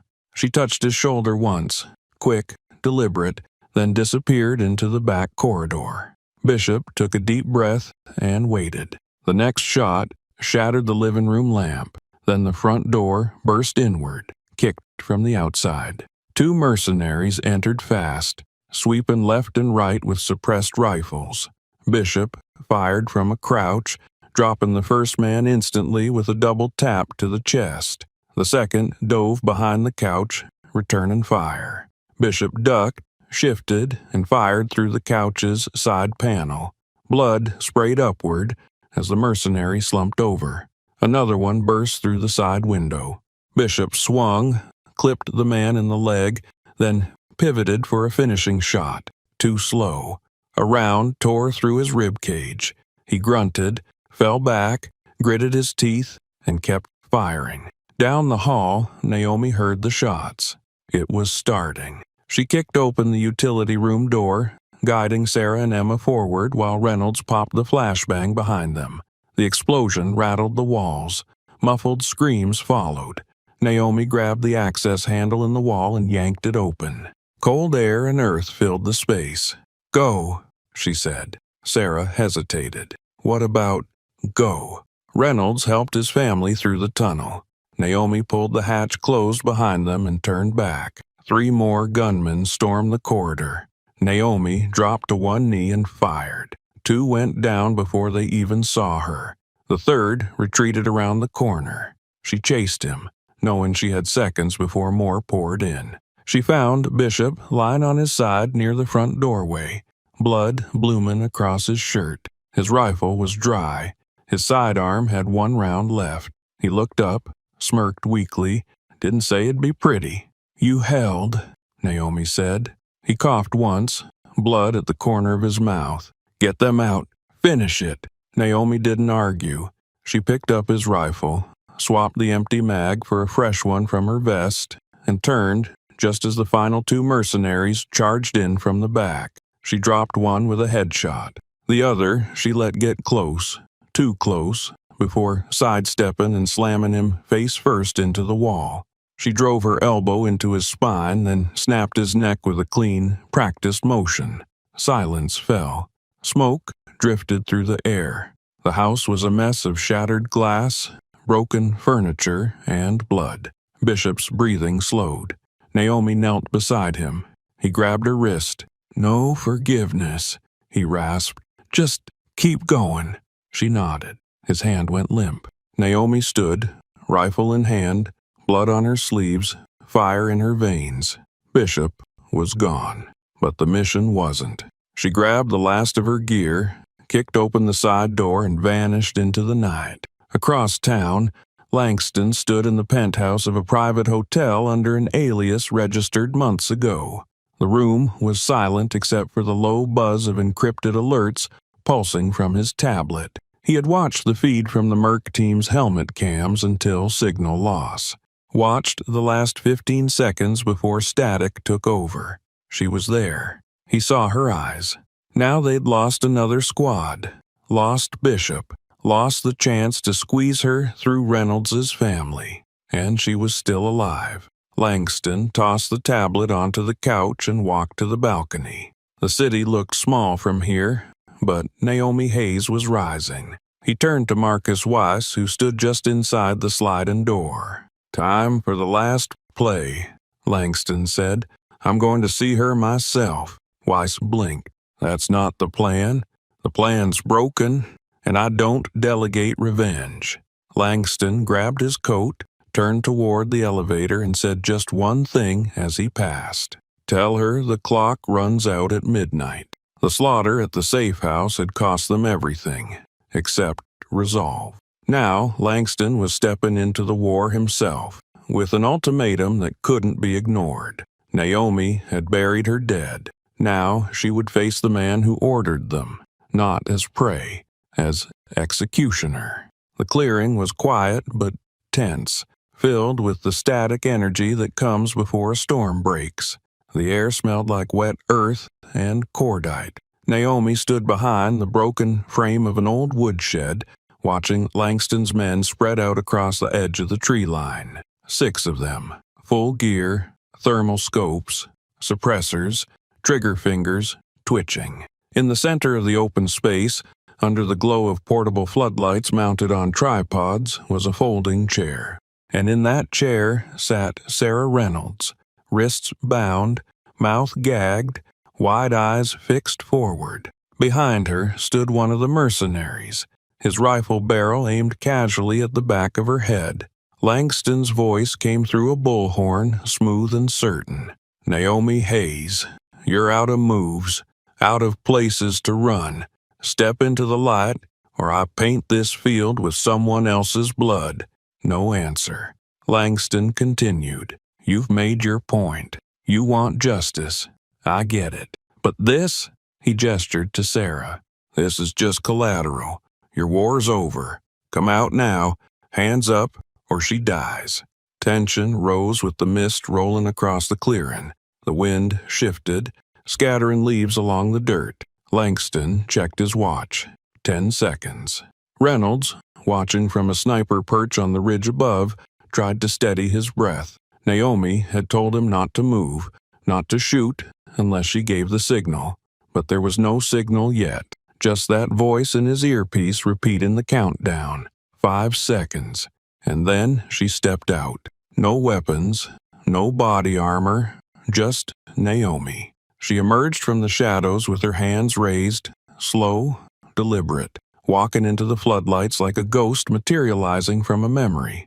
Her boots crunched on the gravel, her face was unreadable, her eyes were locked on Sarah.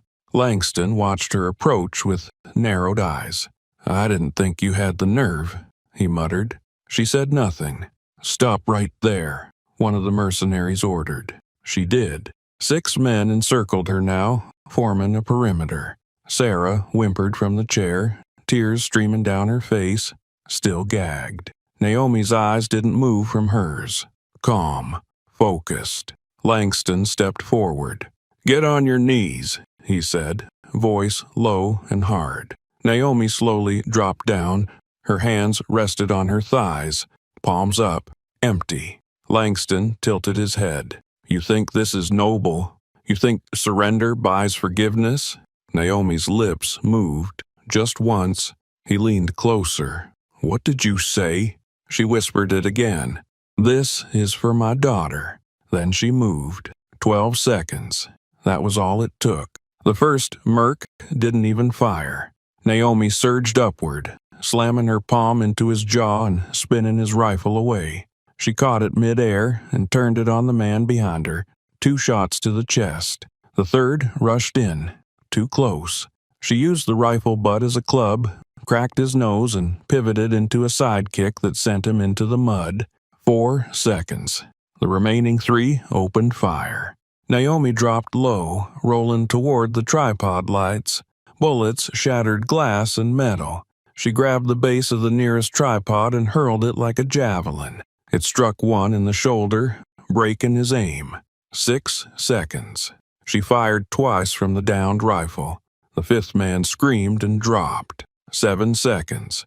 The 6th charged. She let him come, stepped inside his reach, drove her elbow into his throat and disarmed him in one smooth motion. Then she turned the weapon on him and fired once. 9 seconds. Langston stood frozen. Naomi turned toward him. He drew a pistol. She closed the gap with terrifying speed. She was on him before he could squeeze the trigger. Her hand gripped his wrist, twisted, disarmed. She slammed the heel of her hand into his sternum. He fell back, winded, stumbling to the ground. 10 seconds. Naomi stood over him, breathing hard, blood on her hands, eyes burning. She leaned in close. "This is for Ava." And then she drove her fist into his face with enough force to shatter his cheekbone. 11 seconds. Langston slumped, dazed, broken. 12 seconds. Silence. But then came the shot. Not from the field, from the trees. Naomi staggered, blood spraying from her side. She fell to one knee, gasping. Another shot rang out, grazing her shoulder. Reynolds swiveled in his scope, found the shooter high in a blind they had missed, and pulled the trigger. One clean shot. Head down. Threat ended. But Naomi was already down. Reynolds slid down the ridge, sprinting toward her through the clearing. Sarah was screaming through the gag. He ripped it off as he passed her and kept running. Naomi lay in the dirt, struggling to breathe, blood pooling beneath her. "Stay with me," Reynolds said, dropping beside her, hands on her wound, trying to stop the bleeding. She looked up at him, unfocused. "Did I get him?" He nodded. "You did." Her eyes fluttered closed. "Naomi," Reynolds said, voice breaking. "Don't you dare." No answer, but her chest still rose, faint, unsteady, alive. Naomi had taken the shot, given everything to end the nightmare. Langston was down, his team broken. But the fight wasn't finished, not yet. And as medics rushed in from the outer perimeter, Reynolds realized something else. Naomi wasn't just a soldier. She was a symbol. And symbols don't die that easily. The hum of the helicopter blades was deafening, but Reynolds barely noticed. He sat on the floor of the medevac cabin, his hands pressing tightly against the gauze packed into Naomi's side. Blood soaked through the bandages faster than the medic could replace them. Naomi lay unconscious, face pale, lips parted slightly as her chest rose and fell in weak, uneven breaths. Monitors beeped steadily above her, the sound thin and fragile. "She's crashing," the medic shouted over the noise. "BP's dropping. We need to intubate." "Do it," Reynolds said. His voice was calm, but his jaw was locked tight. He wouldn't look away from her. Not now. Naomi's face didn't belong in a medical emergency. It belonged on a battlefield, unflinching, calculating, always in control. But now, hooked up to machines, her body limp, she looked human, mortal, breakable. The medic inserted the tube with practiced urgency, then injected a stabilizer. Reynolds checked the blood pressure cuff again, still dropping. "She's got 2 minutes, maybe less," the medic muttered. "Tell the hospital to prep trauma surgery. Stat," the pilot confirmed, voice clipped through the headset. ETA 5. Reynolds looked down at Naomi's hand, limp beside her. He took it, squeezing gently, as if the pressure could hold her here. "You're not done," he whispered. "You started something none of us can finish without you." Her fingers didn't move, but her chest kept rising. The emergency room at Charleston Memorial was already surrounded when they landed. Dozens of federal agents formed a perimeter, ushering Reynolds and the medic team inside with coordinated precision. News crews had caught wind of the explosions, the firefight in the woods, the name Naomi Hayes trending across every platform. But no one outside knew the full story yet. Inside, Naomi was wheeled straight into surgery. A trauma team of 6 surrounded her, calling out vitals, cutting away the rest of her blood-soaked clothing, preparing to open her chest. Reynolds was stopped just short of the double doors. "You can't go in," one of the nurses told him firmly. "We've got this." Reynolds nodded numbly. His hands were still stained with blood. He turned and walked down the hall.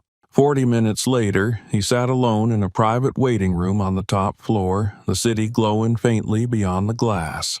The room was quiet. No TV, no clock, just him and the weight of everything that had just happened. The door opened without a knock. Director Sawyer entered. The man was tall, composed, his suit still damp from the rain. He carried a manila folder under one arm and closed the door quietly behind him. "She's still alive?" Sawyer asked. Reynolds nodded. "They're working on her." Sawyer took the seat opposite him and set the folder on the table between them. "Langston's dead. I know. Cause of death, blunt force trauma to the head, followed by a ruptured artery from a secondary impact. The coroner said it was clinical, precise, like someone executed a strike plan on a chalkboard and made it real. That's what she does," Reynolds said. "Not anymore," Sawyer replied. "Even if she survives, she won't be field ready for months." Reynolds leaned back in his chair, eyes hard. "So that's it? We just end it here?" Sawyer opened the folder. Inside were the photographs, satellite images, charts, redacted memos, and at the top, a single name, the Revenant Order. Langston, Sawyer said slowly, was never the head. He was just a facilitator, a tool, disposable. Everything Naomi dug up, the trafficking, the laundering, the arms shipments, it was just one operation, a revenue stream. He flipped to the next page. "This is the real enemy." Reynolds stared at the name. "Who runs it?" "A man named Victor Wolf, ex-intelligence, operates globally, no country loyalty. He's the architect behind half the chaos we attribute to rogue states or local warlords. Why haven't we stopped him?" Sawyer smiled, but there was no warmth in it, "because we built him. Funded his operations through off-the-books black sites during the last administration. Then he went independent." Reynolds nodded slowly, putting the pieces together. Langston was the bait. Langston was a warning, Sawyer corrected, to see how far Naomi would go, to see who she'd bring with her. He leaned forward. "And now that you've survived, they know your name too." Reynolds looked down at his blood-stained hands. "She's not finished," he said. "Not yet." "No," Sawyer agreed. "But if she makes it through this, the next phase doesn't look like vengeance. It looks like war." Reynolds met his eyes. "Then, what are you asking me?" Sawyer closed the folder and stood. "I'm not asking you anything right now. I'm telling you to wait, rest, heal. We'll need both of you, if she wakes up." He walked to the door and paused. "Because when she does, we move." Naomi had survived, for now, but her war had only scratched the surface. And as the surgeon's tools worked to keep her alive, the real enemy waited in silence. Not in Charleston, not in any city, but in the shadows of a global machine built on secrets and blood. The next battle wouldn't be personal. It would be the beginning of something far worse. Victor Wolf sat alone in a high-rise tower overlooking the gray skyline of Prague. Rain tapped against the window like static fingers. The news on the muted television screen showed a burning compound, charred vehicles, and agents escorting rescued children to ambulances. The crawl at the bottom read, "International Trafficking Network Dismantled. FBI confirms death of Charleston financier linked to global crime syndicate." Wolf turned off the screen. He already knew the report was incomplete. Langston was never meant to survive that long, and he certainly wasn't meant to be the last. He had served his purpose, to build, to deflect attention, to draw the fire. Now, the fire had reached the edge of Wolf's domain. He leaned forward and opened a black folder. Inside was a photograph, paper-clipped to a redacted file. Naomi Hayes. There she was, face bruised, eyes unyielding, walking from the rubble of Pier 17. Other pages followed, surveillance captures, heat maps, forensic reconstructions. She had done the impossible. Again, just like she had when she put a bullet through Adrian's chest 6 years ago.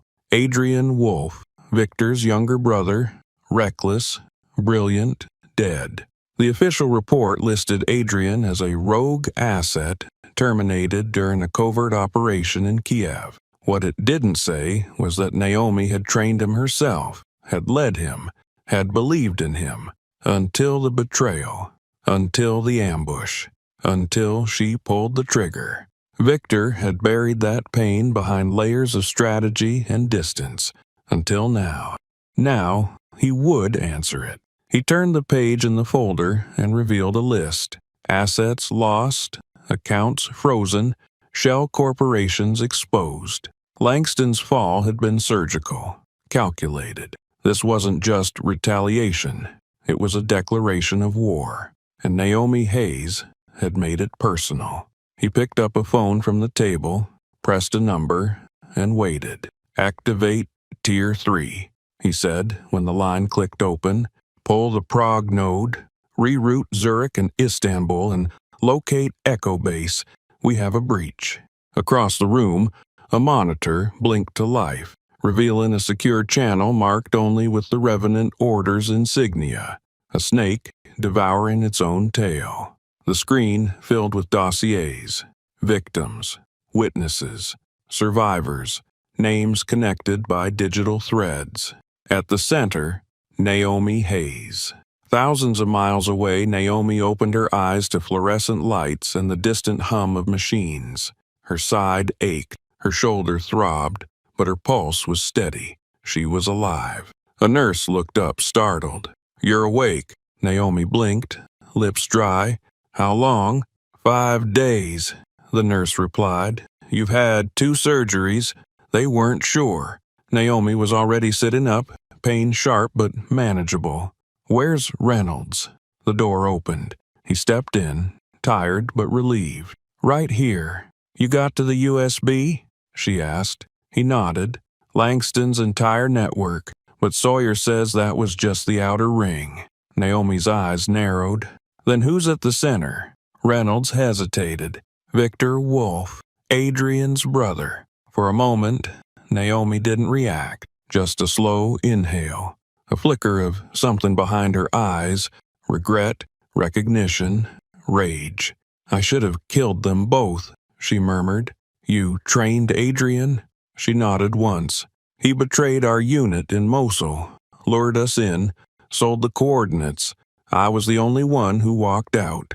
Victor swore revenge before Adrian's body was even cold. Reynolds sat in the chair beside her. "Sawyer thinks Victor is the one who built the Revenant Order. That Langston was just one of many proxies." Naomi looked out the window. The world still turned. Cars still moved. Somewhere, a child was laughing. But for her, the war had never really ended. She turned back to Reynolds. "Get me cleared. I don't care what it takes. You almost died." "I'm not done," she said, voice hard. This was never just about Langston. It was about everything they buried, everything they thought would stay buried. Reynolds stood. Sawyer won't fight you on this. He already greenlit the next step. He wants you back in the field. Naomi eased her legs over the edge of the bed, her body stiff, but her resolve sharper than ever. Then tell him I'm ready, she said, because I know where Wolf is hiding, and I know what he fears. She reached for the small metal box on the table beside her bed. Inside was a folded photo, faded from time. A young girl with a radiant smile, sitting on Naomi's shoulders. Her daughter. Naomi didn't say a word. She didn't need to. Naomi had awakened with more than scars. She had clarity. Victor Wolf wasn't just a target. He was the architect of every shadow she'd fought through, and now the war that started in silence would return to fire. She was heading back into the field, not to hunt, but to end. The plane cut low through cloud cover, veering north into a corridor of mountains that didn't appear on any commercial navigation systems. Inside the aircraft's cabin, Naomi Hayes sat silently, her eyes fixed on the frost-covered glass. Her breathing was calm, steady. The ache from her wounds remained, but the pain had become background noise. Another scar, another mission. Across from her sat Officer Jake Reynolds, now fully kitted in tactical gear. He wore it differently than before, not like borrowed armor, but like it belonged to him. He had made his choice. No more desk duty, no more silence. Between them lay a hard case.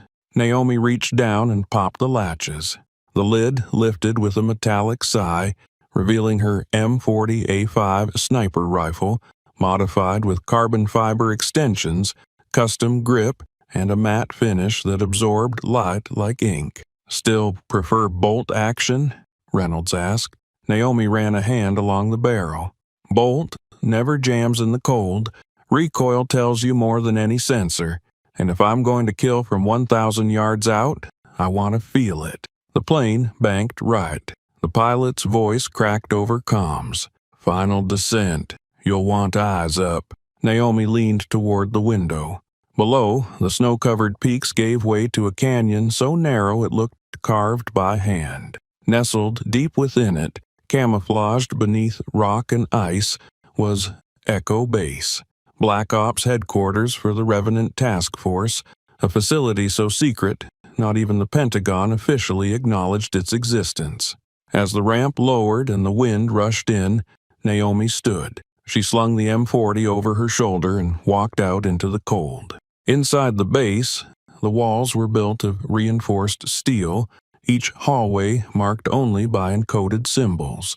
They passed biometric scans, retinal checks, and at one point a full-body electromagnetic pulse designed to disable tracking implants. Every person inside wore no name tags, only clearance codes. A man greeted them in the command chamber, a grizzled veteran with silver hair, a deep voice, and eyes that had seen too many wars. "Colonel Briggs?" Reynolds nodded. "Reynolds. Hayes," Briggs acknowledged. "We've been watching from the second Langston went cold. Wolf won't run. He'll dig in, which means now is our best window." Naomi didn't waste time. "What do we know?"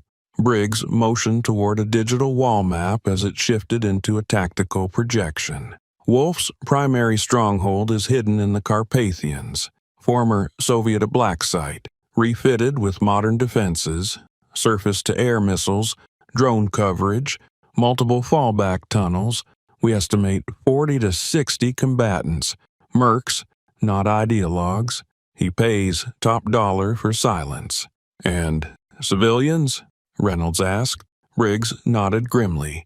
"Latest intel suggests the facility is being used for sorting and transit, human cargo, mostly Eastern European children, likely captured in exchange deals with local warlords. Their leverage." Naomi's jaw tightened. "Then we don't wait." Briggs keyed in a command. The projection zoomed in on the compound's layout. 6 buildings, 3 launch pads, underground tunnels webbing the mountainside. Recon teams will go dark within the hour, he said. But you're the tip of the spear, Hayes. We're only here because of what you exposed. Finish what you started. Naomi turned to Reynolds. Prep your loadout. 48 hours, we move at nightfall. He nodded and left. Briggs stepped closer. You sure you're ready for this? Naomi looked him in the eye. I've been ready since they took my daughter. Later that night, Naomi stood in the base's long-range range chamber. Targets lined up from 200 to 1,000 yards, each lit by low thermal outlines. She loaded a round into the chamber of her M40, adjusted the scope, and exhaled. Crack. One target down. Crack. Two. Crack. The final steel plate at 950 yards snapped back with a sharp metallic echo. Behind her, a few operators watched, silently impressed. She ignored them. As she reloaded, Reynolds returned, now fully geared. His vest bore the insignia of Echo Division. Not a badge, a commitment. They assigned me to your unit, he said. Field clearance approved. Naomi looked him over. You sure? He nodded. You said this wasn't just your war. I believe you. She checked her rifle one last time and snapped the case shut. Then suit up, she said, because our target's running out of places to hide. With Echo Base locked and mission parameters confirmed, Naomi and Reynolds now stood at the front of a strike team, forged in silence and war. Their destination, Victor Wolf's fortress in Eastern Europe. Their objective, bring down the shadow before it moves again. The room was dim, lit only by the cold glow of satellite feeds and field maps plastered across the wall. Naomi stood at the edge of the operations table, one hand resting on the surface, the other gripping a black marker as she outlined the breach points. Reynolds watched from across the room, waiting. The rest of the strike team had cleared out, giving her space. What they had seen in the prep briefing, their next mission target, was more than a tactical objective to her. It was history. Naomi circled one corridor with 3 X's. That's where Adrian made the call, she said, almost to herself. Reynolds approached. Adrian Wolf? She didn't look up. He was 19. I was his handler. Top of his class. Composure, marksmanship, situational instinct. He had that quiet kind of brilliance, the kind you can't teach. But brilliance without discipline is a ticking bomb. She paused, drew a line toward a stairwell in the schematic. In Mosul, our unit was assigned to extract a defecting warlord. Halfway through the exfil, Adrian rerouted our signal, leaked our position to insurgents in exchange for money and a private jet out of the region. Reynolds leaned forward. He sold you out? Sold all of us out. 9 operators walked into that trap. Only 2 came out. I was one. The other died during medevac. Her voice was calm, stripped of emotion, but her eyes told a different story. Not rage, not regret, something colder, precision sharpened by grief. I tracked Adrian for 13 months, Naomi continued. He changed names, passports, sold freelance to cartel lords and oil-backed terror cells, always one step ahead, until Kiev. He was supposed to be an asset flip. He didn't expect me. 1 shot, window to skull. It was clean. She finally looked at Reynolds. Victor blamed me, not for killing Adrian, for breaking the family legacy. Adrian wasn't just his brother. He was his prototype. Victor saw his empire in Adrian's eyes. Reynolds stood quietly for a moment, then nodded. Now it's personal, for both of you. It's not revenge, Naomi said. It's math. The people Victor's killed, the children trafficked, the blood on every wire transfer that passed through Langston's accounts. This isn't grief, it's damage control. She stepped away from the table and crossed to the armory locker. Inside was a custom loadout, prepared specifically for this mission. Tactical harness, dual sidearms, subsonic ammo, thermal overrides, coded detonators. She strapped the gear on without ceremony. Every motion was smooth, automatic. Reynolds followed. "You sure you're ready to lead this op?" Naomi turned to face him. "Are you?" He squared his shoulders. "I've trained with your team. I passed every qualifier. I'm not here because someone did me a favor. That's not what I asked." He held her gaze. "I'm ready to be in the line. No badge, no backup, just skill and purpose." Naomi studied him for a long second, then handed him a field radio and a coded patch. "Then, you're an Echo 6. You fall behind, I leave you. You freeze, I shoot past you. You hesitate, someone else dies." "Understood." She walked back to the map, activated the projection, and adjusted the frequency to scramble listening devices. Wolf's stronghold is buried beneath a civilian-facing complex in the Carpathians. Front business, security consulting, real function, human processing and logistical rerouting. Intel suggests 3 levels underground, drone sentries on the surface, and a network of tunnels running into the mountains. She clicked the remote. A 3D model rose from the table, spinning slowly. "We insert at 0200. Halo drop, North Ridge approach. No lights, no comms until breach. 4 units. I'll lead Echo 1 with Reynolds. Echo 2 circles west with thermal suppression. 3 and 4 create diversions. Audio, infrared bursts, breach simulators." She turned to the team now filtering back into the room. 12 operators, all hardened, all listening in silence. "Victor Wolf is not just another crime lord," Naomi said, voice low but firm. "He's the man behind every door we've kicked in that led nowhere. He built the order Langston operated under, the same order that funded child trafficking in Sudan, sold satellite intel to rogue states, and orchestrated the disinformation campaigns that kept us chasing ghosts for years. Tomorrow night, we end that." A murmur of affirmation passed through the room. No cheers, just cold commitment. Naomi nodded once, then looked to Reynolds. "You get 1 shot. Don't waste it." He nodded. "I won't." Naomi moved to the far end of the room, where her M40 waited. She ran her fingers over the etched serial number, a quiet ritual. The weapon wasn't sentiment, it was a promise. At the door, she turned back to the team. "Prep your gear. Final brief at 2300. Load out in 12. Then she disappeared down the hall, her footsteps silent, her mind already calculating.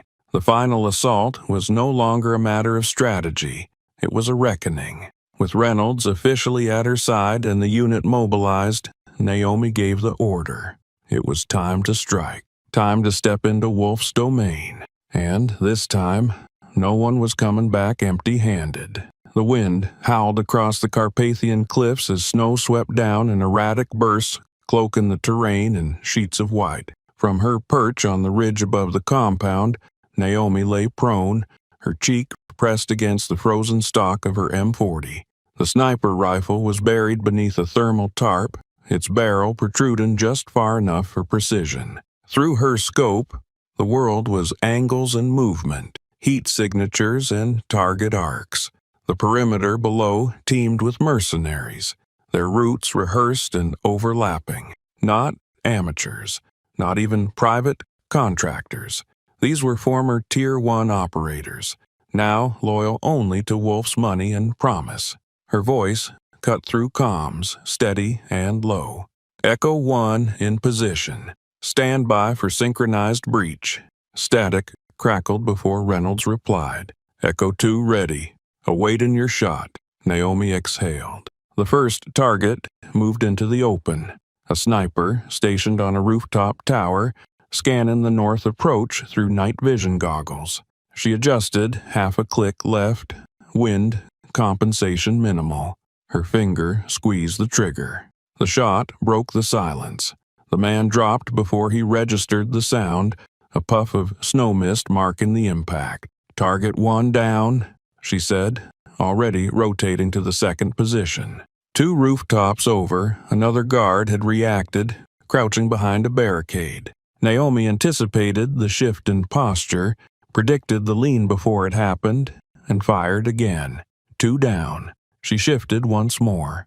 The 3rd sniper was mobile, sweeping toward the south tower with a suppressed MP7, eyes on infrared overlays. He moved fast, trained well. Naomi's heartbeat slowed. Her breath condensed in short, controlled puffs. She waited for the man to pause. Right foot staggered, left shoulder tilted. Her round pierced the glass monocle of his thermal scope, shattering the lens and everything behind it. 3 down. Echo teams, move. On cue, Echo 2 breached the west wall with C4 charges disguised as thermal leaks.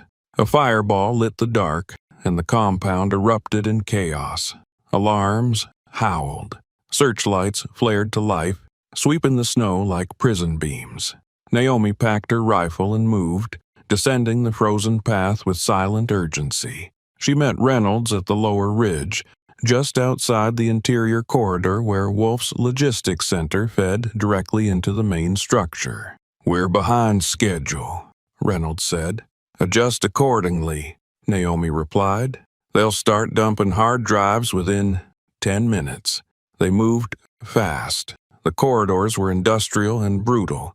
Reinforced steel, concrete panels, motion-triggered turrets already deactivated by Echo 3. Naomi led with tight formations, clearing corners in fluid motion, her suppressed Glock doing clean work against 2 guards who never got a word out. They reached the detention sector. The locks were biometric. Naomi pulled out a sealed cartridge filled with Wolf's security director's thumb, removed 20 minutes earlier by Echo 4. The door hissed open. Inside were 12 cages. 8 were empty. 4 still held children, malnourished, frightened, but alive. One of them stood pressed against the bars, eyes wide. A boy, maybe 7, with a bloody scratch on his forehead and duct tape still on his wrists. Then Naomi heard it, a voice from the corridor beyond. "He's mine. Keep the kid in front." She raised her weapon and pushed forward.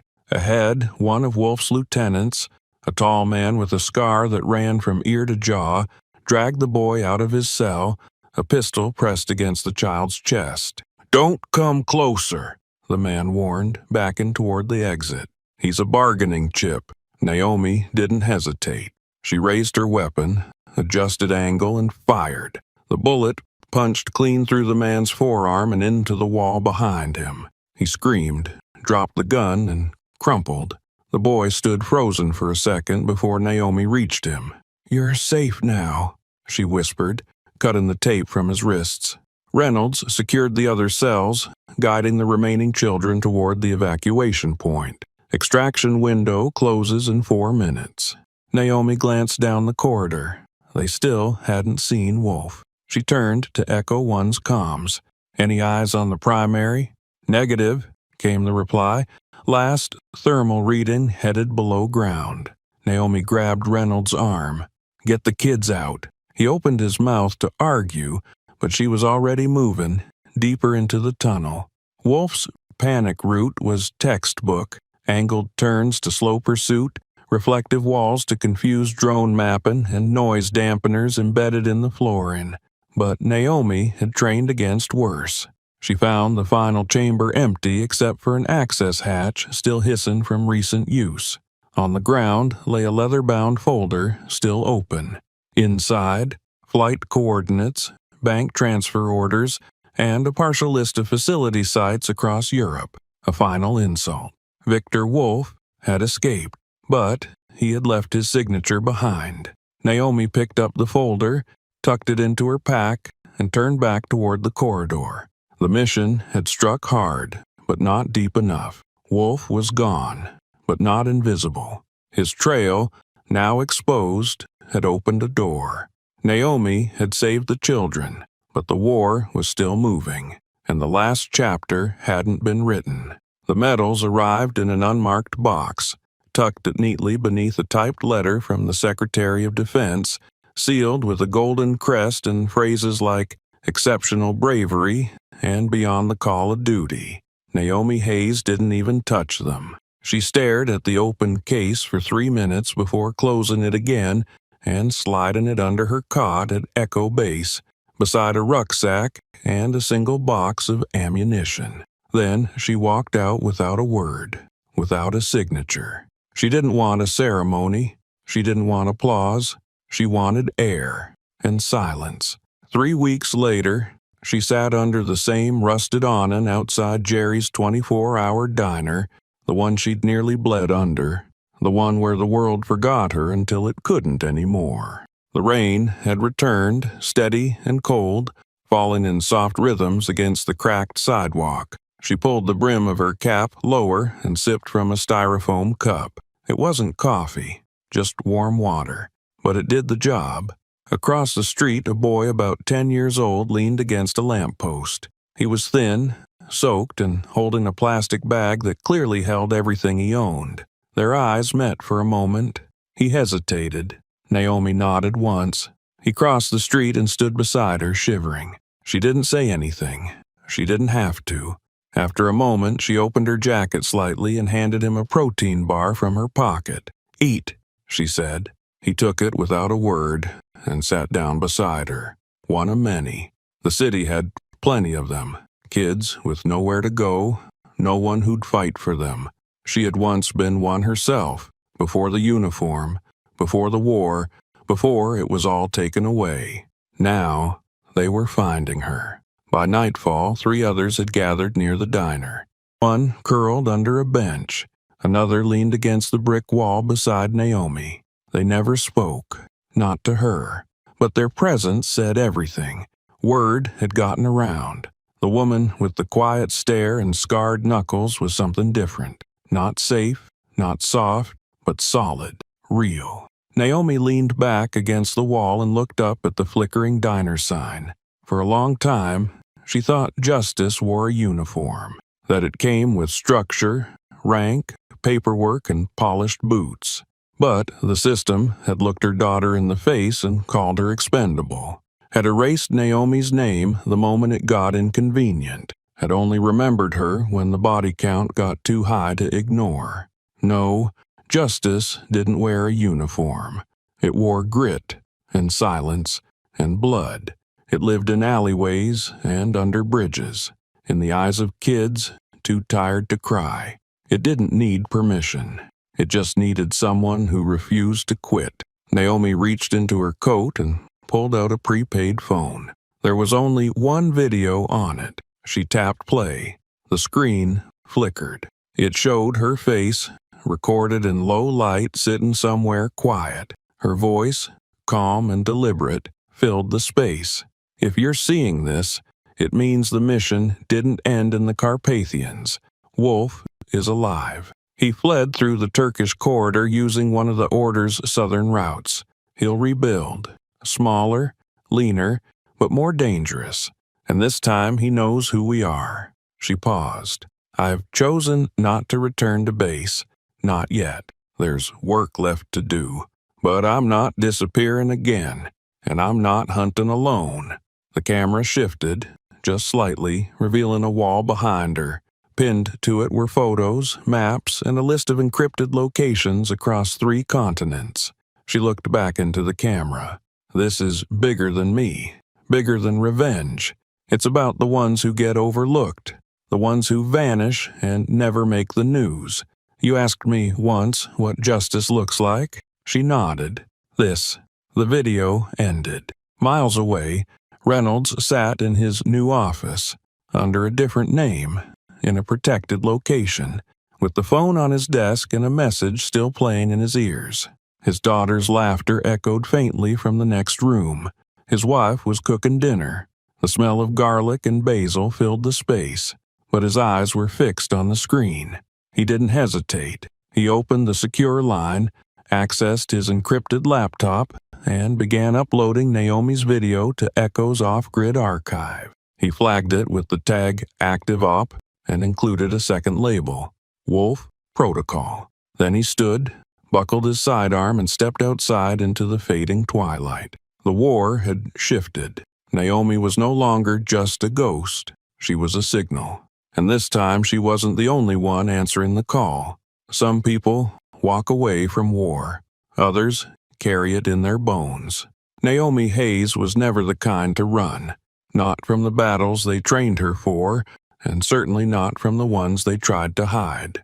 She didn't ask to be remembered. She just refused to be erased. Once, she was the most feared sniper in her unit, a ghost behind the trigger, a silhouette on rooftops that meant the mission was already over. Then the system turned on her, took her name out of the files, left her daughter in the crosshairs of police negligence, and expected her to disappear quietly. They never imagined she'd survive the betrayal, much less come back for answers. But Naomi Hayes wasn't just trained to kill. She was trained to see. And what she saw, on the streets, in the shadows, in the eyes of the powerful, was a machine built not to protect, but to cover, to shield men like Langston, to operate in silence while victims vanished and names were buried under payoffs and falsified reports.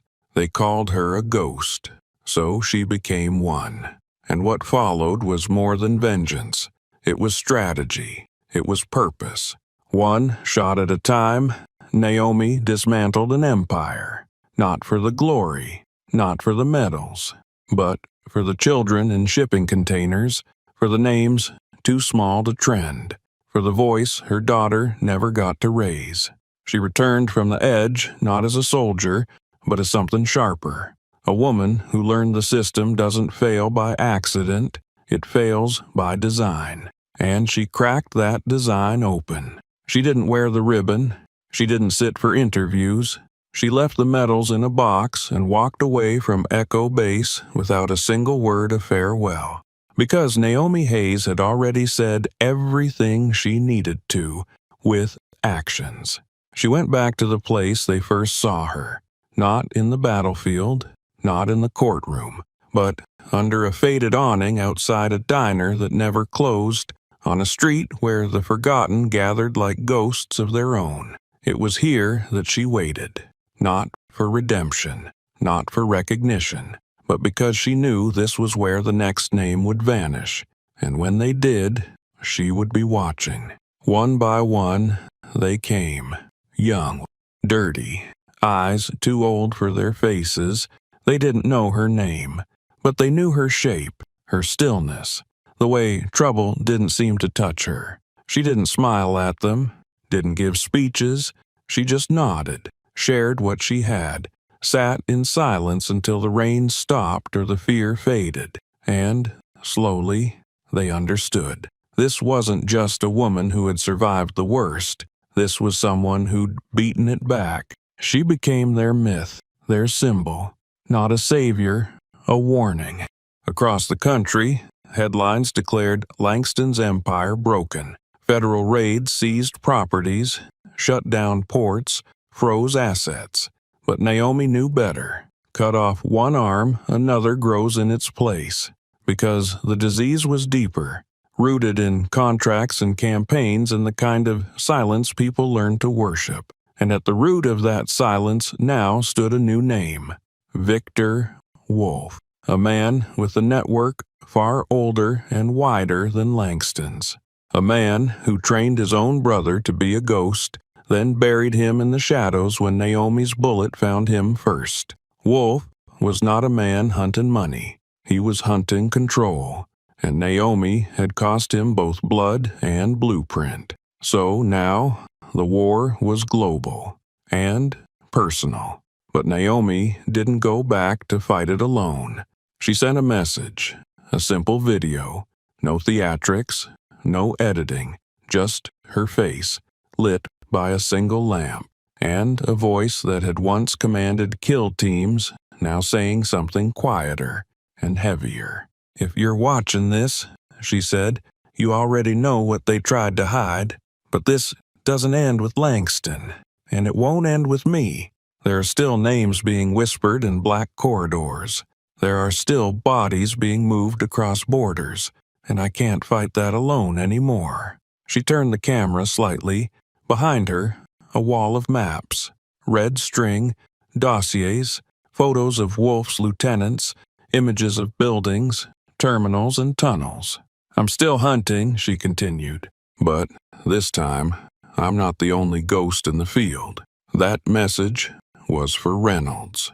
Jake Reynolds, who once wore a badge like it meant something, who saw the truth when Naomi sat in his kitchen and handed him proof of the kind of corruption no academy class ever prepared him for. He chose not to report her. He chose to help her, and in the process, he became someone the system could no longer own. He received her message while watching his daughter play in the yard. A yard in a safe house funded by federal witness protection, surrounded by quiet fences and new names. He watched Naomi's face on the screen, saw the wall behind her, and he knew what she was asking, not just for help, for commitment. So he packed his gear. He kissed his daughter goodbye, and he walked into the shadow she left behind. Because the truth is, Naomi Hayes was never the story. She was the start of one. A story about what it means to live without permission. A story about justice that doesn't knock on doors. It kicks them down. And now that story continues. Off the record, beyond the wire, where eyes don't reach but consequences do. She was once trained to be the last thing a target ever saw. Now she's become the first thing the guilty fear. So if you've stayed with us through this journey, through the strikes, the silences, the shattered systems, ask yourself one thing. What would you do if the law forgot you? What would you do if the system broke someone you love? Let us know in the comments, because stories like Naomi's aren't just for watching. They're for understanding. They're for remembering. And if you believe more people need to hear them, if you want the next part of this story to reach the ones who think no one's watching, like, share, subscribe. The shadows haven't gone anywhere, and neither has Naomi Hayes.